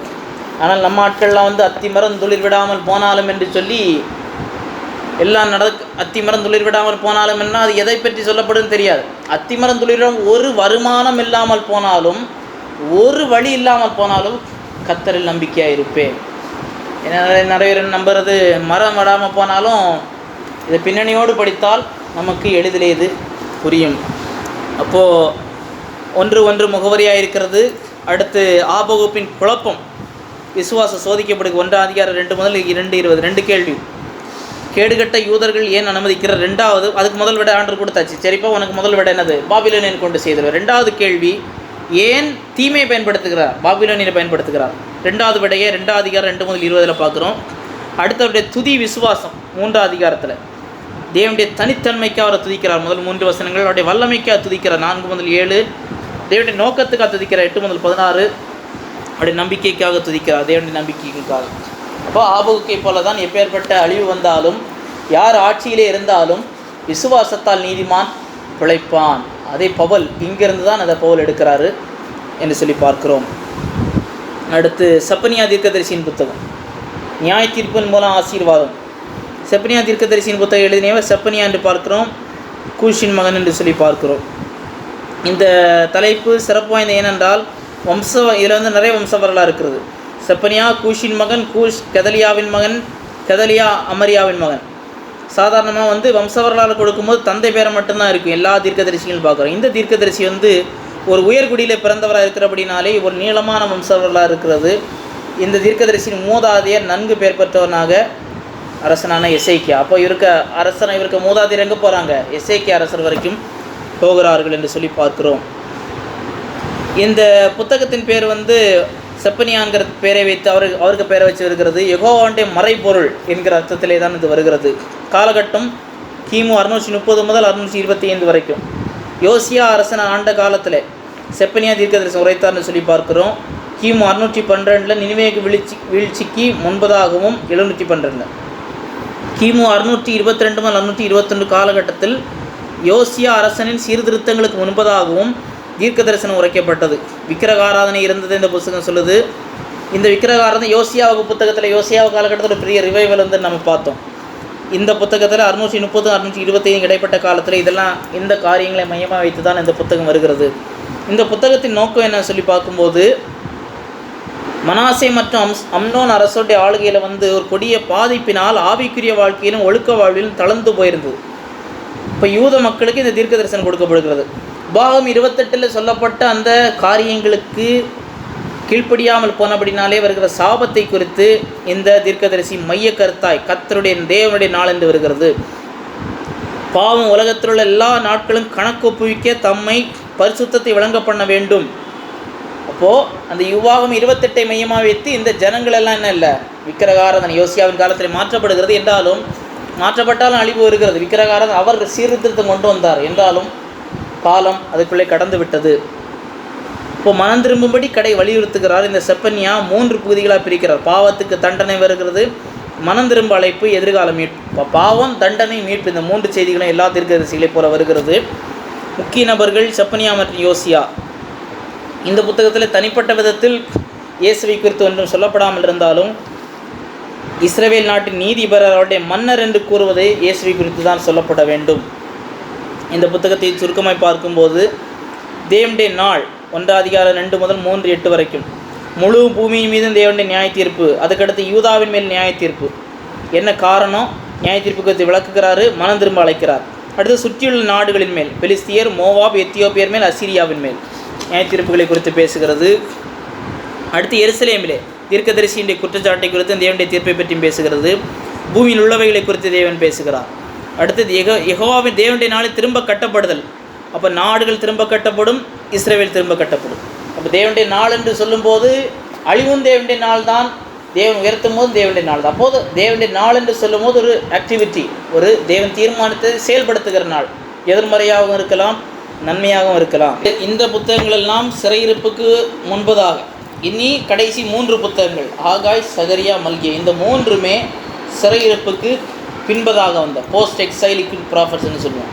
ஆகாய் புத்தகம் முக்கியமான செய்தி உற்சாகம் அளித்தல். என்னத்திற்கு என்று சொன்னால் ஆலயத்தை கட்டுவதற்கு உற்சாகம். இப்போது நம்ம பார்த்தோம், பாபிலோனிய சிறையிருப்பில் ஆலயம் உடைக்கப்பட்டது. அதற்கு பிறகு செருபாபேலின் காலத்திலே செருபாபேலுடைய கோரேஸ் மன்னனால் அனுமதி கொடுக்கப்பட்டு ஆலயத்தை கட்டுவதற்கு அனுமதி கொடுக்கப்பட்டது. என்றால் தடை உண்டாயிற்று. அப்போ அதன் நடுவிலே தீர்க்கதரிசி மூலமாக உற்சாகம் கொடுக்கப்பட்டு என்ன செய்தார்?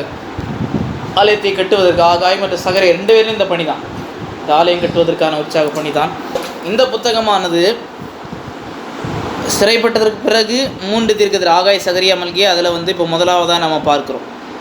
இந்த புத்தகமானது அவருடைய இப்போ மிச்சம் வந்திருக்கிற திரும்ப எல்லாரும் வரல, சில வந்தாங்க, அவங்களுடைய ஆவிக்குரிய வாழ்க்கையை ஸ்திரப்படத்தக்கதாக உற்சாகப்படுத்துகிறார். தேவாலயத்தை திரும்ப கட்டுவதன் தொடர்பாக ஆவிக்குரிய தேவைகளோட ஆகாயம் மற்றும் இந்த 2 பேருமே அப்படி தான். தேவாலயம் கட்டப்பட வேண்டும், இவருடைய ஆவிக்குரிய வாழ்க்கை உயர வேண்டும். கடைசியாக சமூகத்தை குறித்து மல்கியா புஸ்தகம், சொசைட்டி, இது ஸ்பிரிச்சுவல் லைஃப். அது ஆகாய், சகரியா 2மே ஒரே காலகட்டத்தில் உள்ளவர்கள் தான். 2மே இந்த மையம் வைத்து தான் சொன்னார்கள். 2 தீர்க்கதரிசிகள். இப்போ தேவாலயத்தை திரும்ப கட்டுவதற்கு அப்போது இந்த புத்தகத்தை எழுதியவர் யார் என்று சொல்லி பார்க்கும்போது ஆகாய் என்பதுக்கு அர்த்தம் கொண்டாட்டம் அல்லது விழா என்று தான் அர்த்தம். ஆனால் வேதாகமத்தில் இதற்கு அந்த டைமில் கொண்டாட்டம் நடந்தால் இல்லாவிட்டாலும் சொல்லும்போது ஆகாய் ஏதாவது ஒரு பண்டிகை நாளில் பிறந்திருக்கலாம், அதனால் கொண்டாட்டம்னு இவருக்கு பெயர் வச்சுட்டாங்கன்னு சொல்லி சொல்கிறாங்க. எஸ்ரா 5:1 முதல் 2 மற்றும் 6:14 இவைகள் இன்னும் ஆகாய் புத்தகத்திலும் 9 முறைகள் குறிப்பிடப்பட்டுள்ளது. ஆகாய் குறித்து அறிய முடியும். என்னாலும் சிறிதளவே அவரை குறித்து தெரிகிறது. தீர்க்கதரிசியாக ஆகாயனை தன்னை குறித்து குறிப்பிடுகிறார். அவருடைய வம்ச வரலாறை குறித்து ஒன்றும் தெரியவில்லை. சகரியா தீர்க்கதரிசிக்கு காலம் செருபாபேல் ஆளுநர், அந்த கவர்னர், அந்த காலகட்டத்தில் தான் கண்டெம்பரரிஸ் ஒரே காலகட்டத்தில் இருந்தார்கள். இந்த புத்தகமும் இவருடைய பேரை தாங்கியதாக இருக்கிறது. காலம் கிமு 520 இருக்க வேண்டும். அப்போது கோரேசுடைய ஆட்சிக்கு கீழே 50,000 யூத மக்கள் எருசலேமுக்கு அனுமதிக்கப்படுறாங்க. செருபாபேல், ஆசாரியனாகிய யோசுவா, தீர்க்கதரிசிகள் ஆகாய், சகரியா, திரும்பி வந்தவர்கள் சிலர் ஃபஸ்ட்டு. அப்போ யூத மக்கள் தங்கள் நாட்டுக்கு திரும்பி வரவும் ஆலயம் கட்டம் 538 அதிகாரம் கிடைக்குது. வந்தோடனே என்ன செய்கிறாங்கன்னா, பலி செலுத்திற்கு வசதியாக பலிபீடத்தை முதல்ல கட்டுறாங்க. அதுக்கு மேலே பலிகளெல்லாம் கொடுக்கப்பட ஆரம்பிச்சிட்டாங்க. லேவிய எஸ்ரா 3 அதிகாரத்தில் பார்க்குறோம். பின்பு 2வது வருஷத்தில் தான் அடிக்கல் போடுறாங்க. எஸ்ரா 3 அதிகாரத்தில் நம்ம பார்க்குறோம். அடுத்த நாள் சமாரியாவுக்கு தொல்லை இருக்கிறதுனாலையும் பெருசியா அந்த பக்கம் அழுத்தம் கொடுக்கறதுனால ஆலயம் கட்டுறது அப்படியே அஸ்திபாரம் போட்டதோடு நின்று போச்சு. அதுக்கு பிறகு ஒரு ஆவிக்குரிய வாழ்க்கைன்னு அஸ்திபாரம் போட்டதில் நின்ற உடனே அந்த ஆலயத்துக்கு தொடர்பு விட்ட உடனே திரும்பவும் ஆவிக்குரிய வாழ்க்கையில் பின்னோக்கி போக ஆரம்பிச்சிட்டாங்க. அதுக்கு பிறகு ஒரு 16 ஆண்டுகள் தரியு கிஸ்டாபெஸ் என்று சொல்லக்கூடிய அந்த மன்னனுடைய ஆண்டு வரைக்கும் 16 ஆண்டுகளாக ஆலயம் கட்டுவது தடைப்பட்டது. அதுக்கு பிறகு தரியு மன்னன் 2வது ஆண்டில் ஆலயத்தை கட்ட திரும்ப உற்சாகப்படுத்த தேவனை செய்கிறார். ஆகாய் தீர்க்கதரிசியை ஆலயம் கட்ட உற்சாகப்படுத்த தேவன் எழுப்புகிறார்.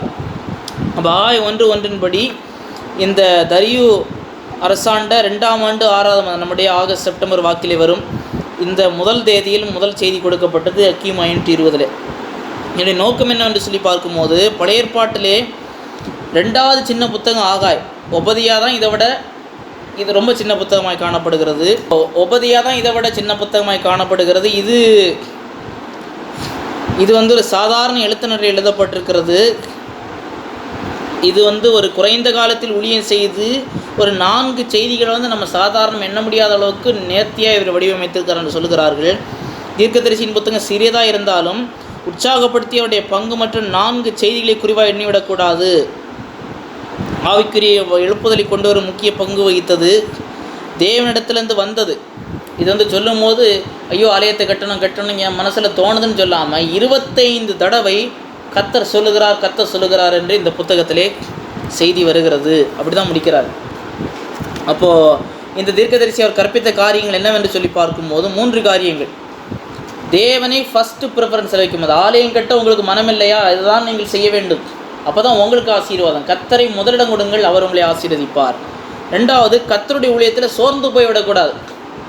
தடைகள் வரும், கட்ட முடியாத பாடல், நம்ம சோர்ந்து விடக்கூடாது, முயற்சி எடுக்க வேண்டும். 3வது, நாளைக்கான தேவனுடைய வாக்குத்தத்தம் இன்றைக்கு நம்முடைய நம்பிக்கையின் ஆதாரம். ஆண்டவர் நாளைக்கு வைத்திருக்கிற வாக்குத்தத்தம் தான் இன்றைக்கு நம்முடைய நம்பிக்கையை காணப்படுகிறது. முக்கியமான கதாபாத்திரங்கள் ஆகாய், தரியு, செருபாவேல், ஆசாரியனாகிய யோசுவா என்று சொல்லி நாம் பார்க்கிறோம். அப்போது அநேக காரியங்களை பார்க்க முடியும். இந்த கர்த்தரை கேட்குறார், இந்த ஜனங்கள் கர்த்தருடைய ஆலயத்தை கட்டுகிற ஏற்ற காலம் இன்னும் வரவில்லை என்கிறார் சேனையின் கர்த்தர் சொல்லுகிறார். அப்போ ஆகாய் மூலம் வருகிறது, இந்த வீடு பாழாய் கிடக்கும்போது நீங்கள் மச்சிப்பாவப்பட்ட உங்கள் வீடுகள் குடியிருக்கும் காலம் எதுவோ, உங்கள் வழிகளை சிந்தித்து பாருங்கள். ஒரு கர்த்தரை உற்சாகப்பட்டு கர்த்தர் தான் இது சொல்கிறார். நீங்கள் மச்சிப்பாவப்பட்டில் இருக்கிறீர்கள், ஆனால் ஆலயம் கட்டுறதுக்கு என்ன காலம் வரல, நீங்கள் உங்களையே சாக்குப்போக்கு சொல்லி கொண்டிருக்கிறீர்கள் என்று சொல்லி உற்சாகப்படுத்துகிறார் என்று சொல்லி பார்க்கிறோம்.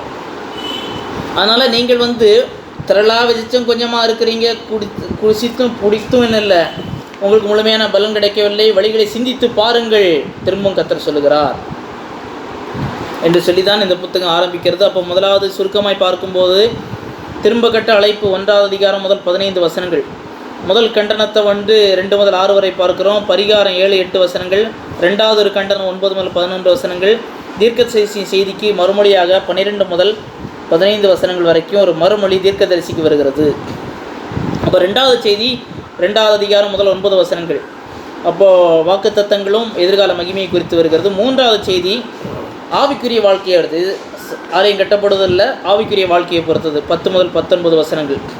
மீதியை வந்தவங்க ஏன் கீழ்ப்படியாமல் இருக்கிறாங்க, கீழ்ப்படியாக வேண்டும் என்று உற்சாகப்படுத்துகிறார். 4வது செய்தி எதிர்காலத்தை குறித்து சொல்லுகிறார். 2வது அதிகாரம் 20 முதல் 23 வசனங்கள். அடுத்து புறஜாதி அரசாட்சியின் எதிர்கால முறியடிப்பை குறித்து வாக்குத்தத்தம் கொடுக்கப்படுகிறது. தாவீதின் அரசு திரும்ப கட்டப்படும் என்று சொல்லி ஆகாய் 2வது அதிகாரம் அதனுடைய 23 வசனம் சொல்லுகிறது. சேனையின் கர்த்தர் சொல்லுகிறார், செல்தியலின் குமாரனாகிய செருபாவேலின் ஊழியக்காரனே, உன்னை நாளை சேர்த்துக்கொண்டு உன்னை முத்திரை மோதிரமாக வைப்பேன், நான் உன்னை தெரிந்து கொண்டேன் என்று கர்த்தர் உரைக்கிறார். எப்படி நம்பிக்கையின் செய்தியோடு இந்த புத்தகம் முடிவடைகிறது. அடுத்ததாக சகரியாவின் புத்தகம். சகரியாவின் புத்தகம் கர்த்தருடைய வைராக்கியத்தை பற்றி பேசுகிறது. இது இன்னொரு கண்ணோட்டத்தில் இதே ஆலயம் கட்டப்படுவதை குறித்து தான். இதை எழுதியவர் யார் என்று சொல்லி பார்க்கும்போது, இத்தோவின் மகனாகிய பெரகியாவின் குமாரனாகிய சகரியா தீர்க்கதரிசி என்று சொல்லி பார்க்கிறோம். ஆகாயின் காலத்தில் வாழ்ந்தார். 2 ஒரே காலகட்டம். எஸ்ரா 6:14 பார்க்குறோம். சகரியாங்கிற புத்தகத்தின் பொருள் கர்த்தர் நினைக்கிறார் என்பதே இந்த புத்தகத்தின் கருப்பொருளாக இருக்கிறது. காலகட்டம் 520 முதல் 518 குறிப்பிட்ட சிறு காலகட்டத்துக்குள் எழுதியிருக்கிறார். செருபாவில் வாழ்ந்த நாட்களில் நெகேமியா 12 நாள் குறிப்பிட்டப்பட்ட இத்தோவின் பேரனும் பெரகியாவின் குமாரனுமாக சகரியா இருக்கிறன்னு வசனம் 1 பார்க்குறோம். இந்த தீர்க்கதரிசி ஒரு இளைஞனாக இருந்தார். சகரியா 2 பார்க்குறோம். 520 தேவாலயத்தை கட்டுவதில் ஆகாயுடன் சேர்ந்து உழைத்து ஒரு இளைஞனாக இருந்திருக்கலாம். அடுத்த 518 2 வருஷத்துக்கு பிறகு இவருடைய கடைசி தீர்க்க தரிசனம் கொடுக்கப்பட்டிருக்கிறது. 7வது அதிகாரம் 1 முதல் 14 வசனங்கள்.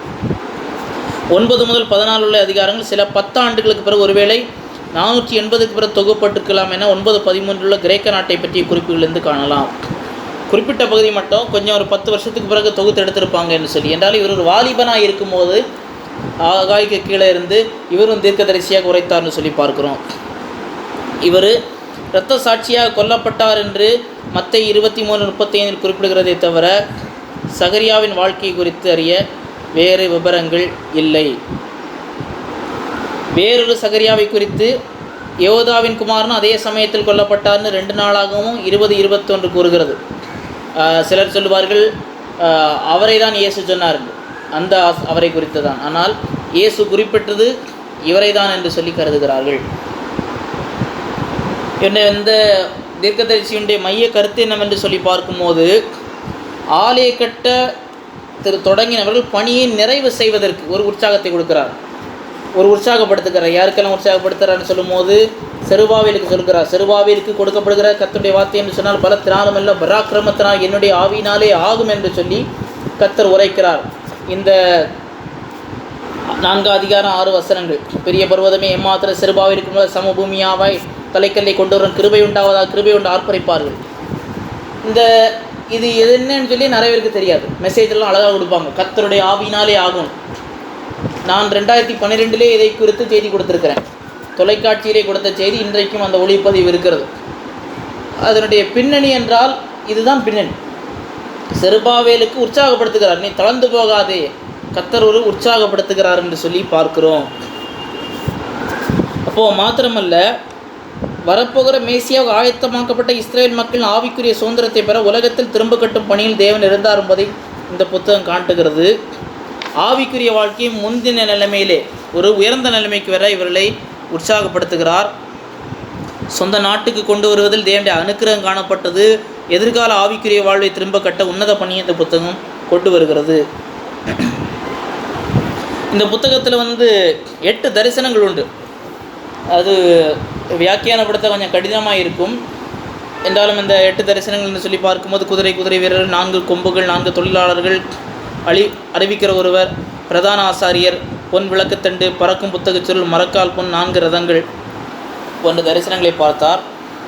அடுத்து இந்த சகரியா புத்தகம் இப்படி இந்த தரிசனங்களோடு முன்னேறி கடைசியிலே கர்த்தருடைய நாள் என்று சொல்லி வருகிறது. கர்த்தருடைய நாள் என்று சொல்லி இவருடைய கடைசி மனம் திரும்புதல், அந்த அந்தி கிறிஸ்துவின் காலம் என்று சொல்லுகிறோமே, அந்த காலத்தை குறித்தும் சொல்லுகிறார். அந்த அந்தி கிறிஸ்துவின் கால இறுதி கட்டத்தில் இவர்கள் மனம் திரும்புவதை பற்றி பேசுகிறார். கடைசியிலே இயேசு கிறிஸ்து திரும்ப வருவதை, ஒலிவமலையினுடைய பாதங்கள் நிற்பதை இவர் தீர்க்க தரிசனமாய் எழுத்தின்படியாக பிரத்யட்சமாக அறிவிக்கிறார். அந்நாளிலே பாதங்கள் நிற்கும், எருசலேமுக்கு விரோதமாக யுத்தம் செய்ய சகல ஜாதிகளையும் கூட்டுவேன், கர்த்தர் பூமி எங்கு ராஜாவாயிருப்பார், அவருடைய நாமம் ஒன்றாயிருக்கும் என்று சொல்லப்படுகிறது. அப்போது இதில் முக்கிய நபர்கள் சகரியா, பிரதான ஆசாரியனாகிய யோசுவா. இதில் பார்க்கும்போது கிறிஸ்துவை குறித்து பார்க்கும்போது இயேசுவை சகரியா புத்தகம் போல மேசியாவை வெளிப்படுத்தியுள்ள புத்தகங்கள் பழைய ஏற்பாட்டில் இல்லை என்று சிலர் கூறுகிறார்கள். இப்போ ஏசாயா புத்தகத்தில் இருக்கிறது அநேக காரியங்கள், ஆனால் இந்த புத்தகத்திலே பார்க்கும்போது அநேக காரியங்கள். தேவனுடைய தூதனானவர், நீதியின் கிளை, 7 கண்கள் கொண்ட கல், சிறுவையில் அறையப்பட்ட குத்தப்பட்ட அவர்கள் குத்தினை எண்ணெய் நோக்கி பார்த்து, சகரியா 12:10. அப்போ தான் அந்த சகரியா 12:10 தான் பார்க்கும்போது கடைசி அந்த உபத்திரவ காலத்தின் கடைசி கட்டத்திலே, அந்நாளிலே எருசலேமுக்கு விரோதமாக வருகிற எல்லா ஜாதிகளையும் அழிக்க பார்ப்பேன். அந்த உபத்திரவ காலத்தின் கடைசி அந்த யுத்தகலம், நான் தாவீது குடும்பத்தாருமே எருசலேம் குடிக்கணும் கிருபை நாம் விண்ணப்பத்தை நாம் ஊற்றுவேன். அப்பொழுது அவர்கள் தாங்கள் குத்தினை என்னை நோக்கி பார்த்து, ஒருவன் தன் ஒரே பேரானவனுக்காக புலம்புகிறது எனக்காக புலம்பி, ஒருவன் தன் தலைச்சன் பிள்ளைக்காக துதிக்கிறது போல எனக்காக மனம் கசந்து துக்கிப்பார்கள். யோவான் 10:37 இதை குறித்த ஒரு குறிப்பும் உண்டு. அப்போ தான் ஒரு இயேசுவுக்காக நோக்கி பார்ப்பாங்க, உண்மைதான் குத்தினோமேன்னு சொல்லி. அந்த டைமில் தான் அவருடைய வருகை இருக்கும். மாத்திரமல்ல, வரப்போகிற தாழ்மையுள்ள மன்னனாக 9வது அதிகாரம், அந்த இயேசு கிறிஸ்துவின் முதல் வருகையிலே, இதோ அவர் நீதியுள்ளவர், ரட்சிக்கிறவரும், கழுதை குட்டியும் மேலும் மறையின் மேலும் வருகிறவராக இருக்கிறார்னு சொல்லக்கூடிய தீர்க்க தரிசனம். மேய்ப்பனை வெட்டுவேன் 13வது அதிகாரம் அதனுடைய 7வது வசனம், அப்பொழுது ஆடுகள் சிதறிப்போகும். மாத்திரமல்ல, நீதியுள்ள மண் 14வது அதிகாரம். அப்போ இவ்வளவு போர்ட்ரேட் ஒரு புத்தகத்தில் பழைய ஏற்பாட்டில் எந்த தீர்க்க தரிசன புத்தகத்திலும் இல்லாத அளவுக்கு கொடுத்திருக்கிறார். 30 வெள்ளிக்காசுக்கு என்னுடைய அளவை நிறுத்த கொடுங்கள் என்று சொல்லும்போது கத்தருக்கு அது வருகிறது. அது ஆச்சரியமான காரியம். அப்போ முதலாவது மனம் திரும்ப அழைப்பு, அடுத்து 8 தரிசனங்கள் நான் சொன்னது போல் 1வது அதிகாரம் முதல் 6வது அதிகாரம் வரைக்கும். அடுத்து யோசுவா முடிசூட்டப்படுவது, அந்த ஆசாரியத்துவம் 6வது அதிகாரம் 9 முதல் 15. உபவாசத்தை குறித்து 7-8 அதிகாரங்கள். அடுத்து எதிர்காலத்தை குறித்த 2 தேவ தரிசனங்கள் காரியங்கள். ஒன்று, மேசியா புறக்கணிக்கப்படுகிறார், அந்த முதல் வருகை முதல் இந்த காரியங்கள் 9 முதல் 11 வரைக்கும். அடுத்தவருடைய ஆளுகை குறித்து 12 முதல் 14 வரைக்கும் சொல்லுகிறார் என்று சொல்லி பார்க்கிறோம். இதுதான் சகரியா புத்தகம். கடைசி புத்தகம் மல்கியா தீர்க்கதரிசியின் புத்தகம், மனமாற்றல் மற்றும் மனம் திரும்புதல்.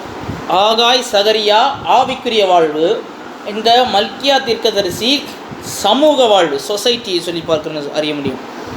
1 அதிகாரம் 1 வசனத்திலே மல்கியா என்று சொல்லி பார்க்கிறோம்.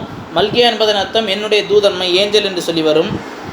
இது உடன்படிக்கையின் தூதன். அந்த யோவான் ஸ்நானகனை குறித்துள்ள காரியங்கள் இதில் வருகிறது. ஆனபடினால தலைப்பும் பொருத்தமாய் காணப்படுகிறது. இது கிமு 450 முதல் 400 வரைக்கும் எழுதப்பட்டிருக்க வேண்டும் என்று சொல்லப்படுகிறது.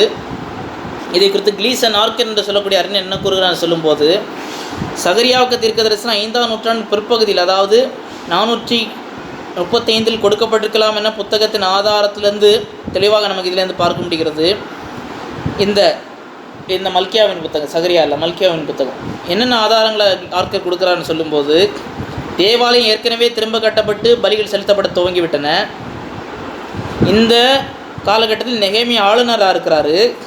நெகேமியா கண்டனம் செய்த அதே பாவங்கள் மல்கியாவுடைய 2ஆம் காலகட்டத்தில் கண்டித்து சரி செய்தார்.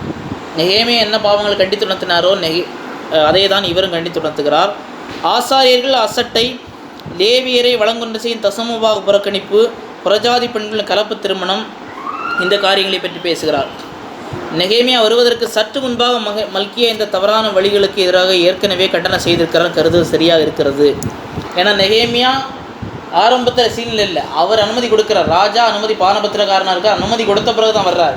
அப்போ அவர் வருவதற்கு முன்பதாகவே இந்த பாவங்கள் குறித்து இவரும் ஆவினால் ஏவப்பட்டு இந்த காரியங்களை பேசி கொண்டிருந்தார் என்றும் கருத்து இருக்கிறது. இந்த புத்தகத்தின் மைய கருத்து நோக்கம், நிறைய பேருக்கு மைய கருத்து, நிறைய பாஸ்டர்களுக்கு மைய கருத்து மல்கியா 3ஆம் அதிகாரம் 10ஆம் வசனம். என் ஆலயத்தில் அதுக்கு வேறு ஒன்றும் தெரியாது. பண்டகசாலையில் ஆகாரத்தை கொண்டு வாங்க. பண்டகசாலையில் அப்போ ஆகாரத்தை கொண்டு வரணும்னு சொன்னால் அன்றைக்கி பண்டகசாலையில் லேவியர்களுக்கு பயிர் போட முடியாது. லேவியருக்கு லேண்டு கிடையாது. மக்கள் கொடுக்குற வச்சு தான் ஆகாரம் உண்டாயிருக்கணும். ஆகாரம் இல்லை. அப்போ ஆகாரம் இல்லை, அங்கே பட்டினி வந்துட்டு. அப்போ தான் சொல்கிறாங்க, நீ என்ன செய்யுங்க, என் ஆலயத்தில் ஆகாரம் இருக்கணும். அங்கே ஒரு ஆகார களஞ்சியம் உண்டு. அந்த களஞ்சியத்தில் ஆகாரம் சேமித்து வைக்கணும், கொண்டு வாங்கள் என்று சொல்லி கர்த்தர் உற்சாகப்படுத்துறது அது ஒரு காரியம். ஆனால் இதுதான் முக்கியமானது என்று சொல்ல முடியாது. நெகேமியாவின் தலைமையில் ஒரு எழுச்சி வந்தது. நெகேமியாவின் புத்தகம் 10ஆம் அதிகாரம் என்றாலும் ஒரு தேவனோடு நடப்பதில் ஒரு குளிர்ச்சியான ஒரு குளிர்ந்த நிலைக்கு வந்திருந்தார்கள்.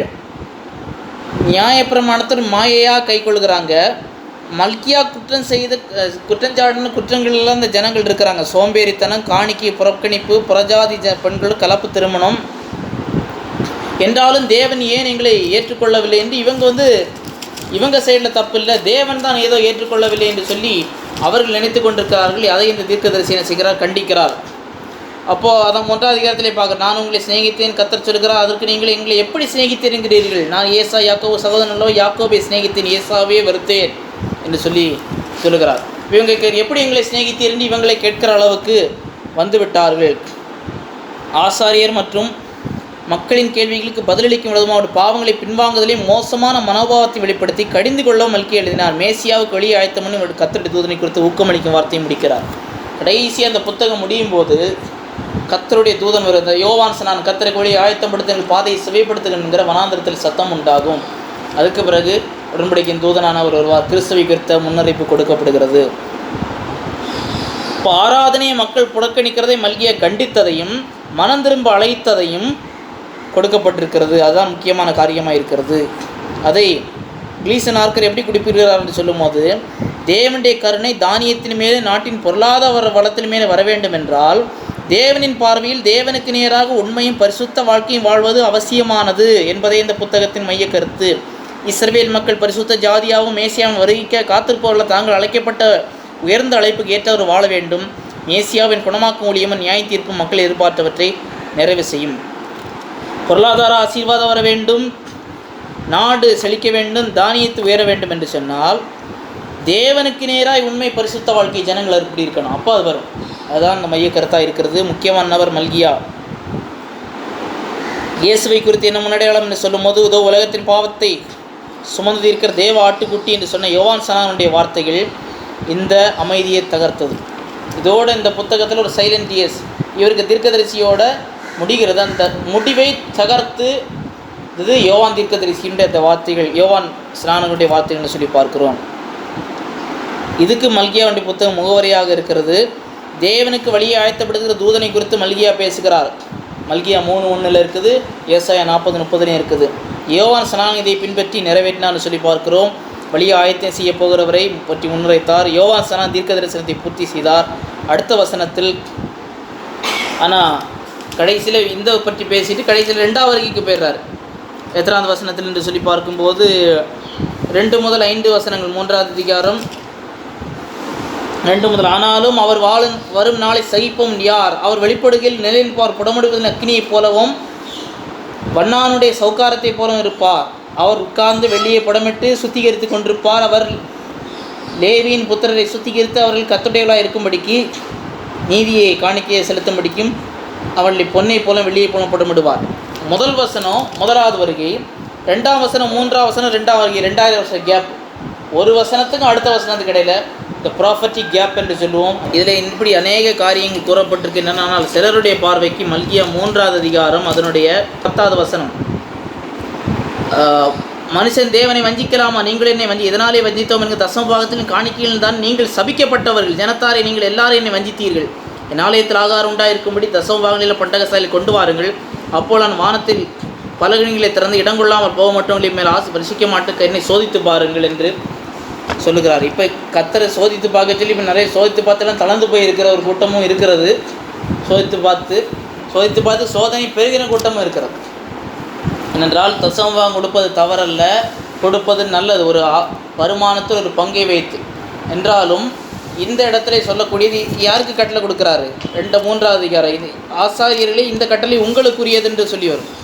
2வது அதிகாரம், இப்பொழுது ஆசாரியர்களே இந்த கட்டளை உங்களுக்குரியது என்று சொல்லி தான் வரும். அப்போது மக்கள் என்ன செய்ய வேண்டும்? ஆலயத்திலே ஆகாரம் உண்டாயிருக்க வேண்டும். அதே போல் இன்றைக்கு தேவைகள் ஊழியர்களுக்கு சந்திக்கப்பட தசமபாகம் கொடுக்க வேண்டும், நல்லது தான்.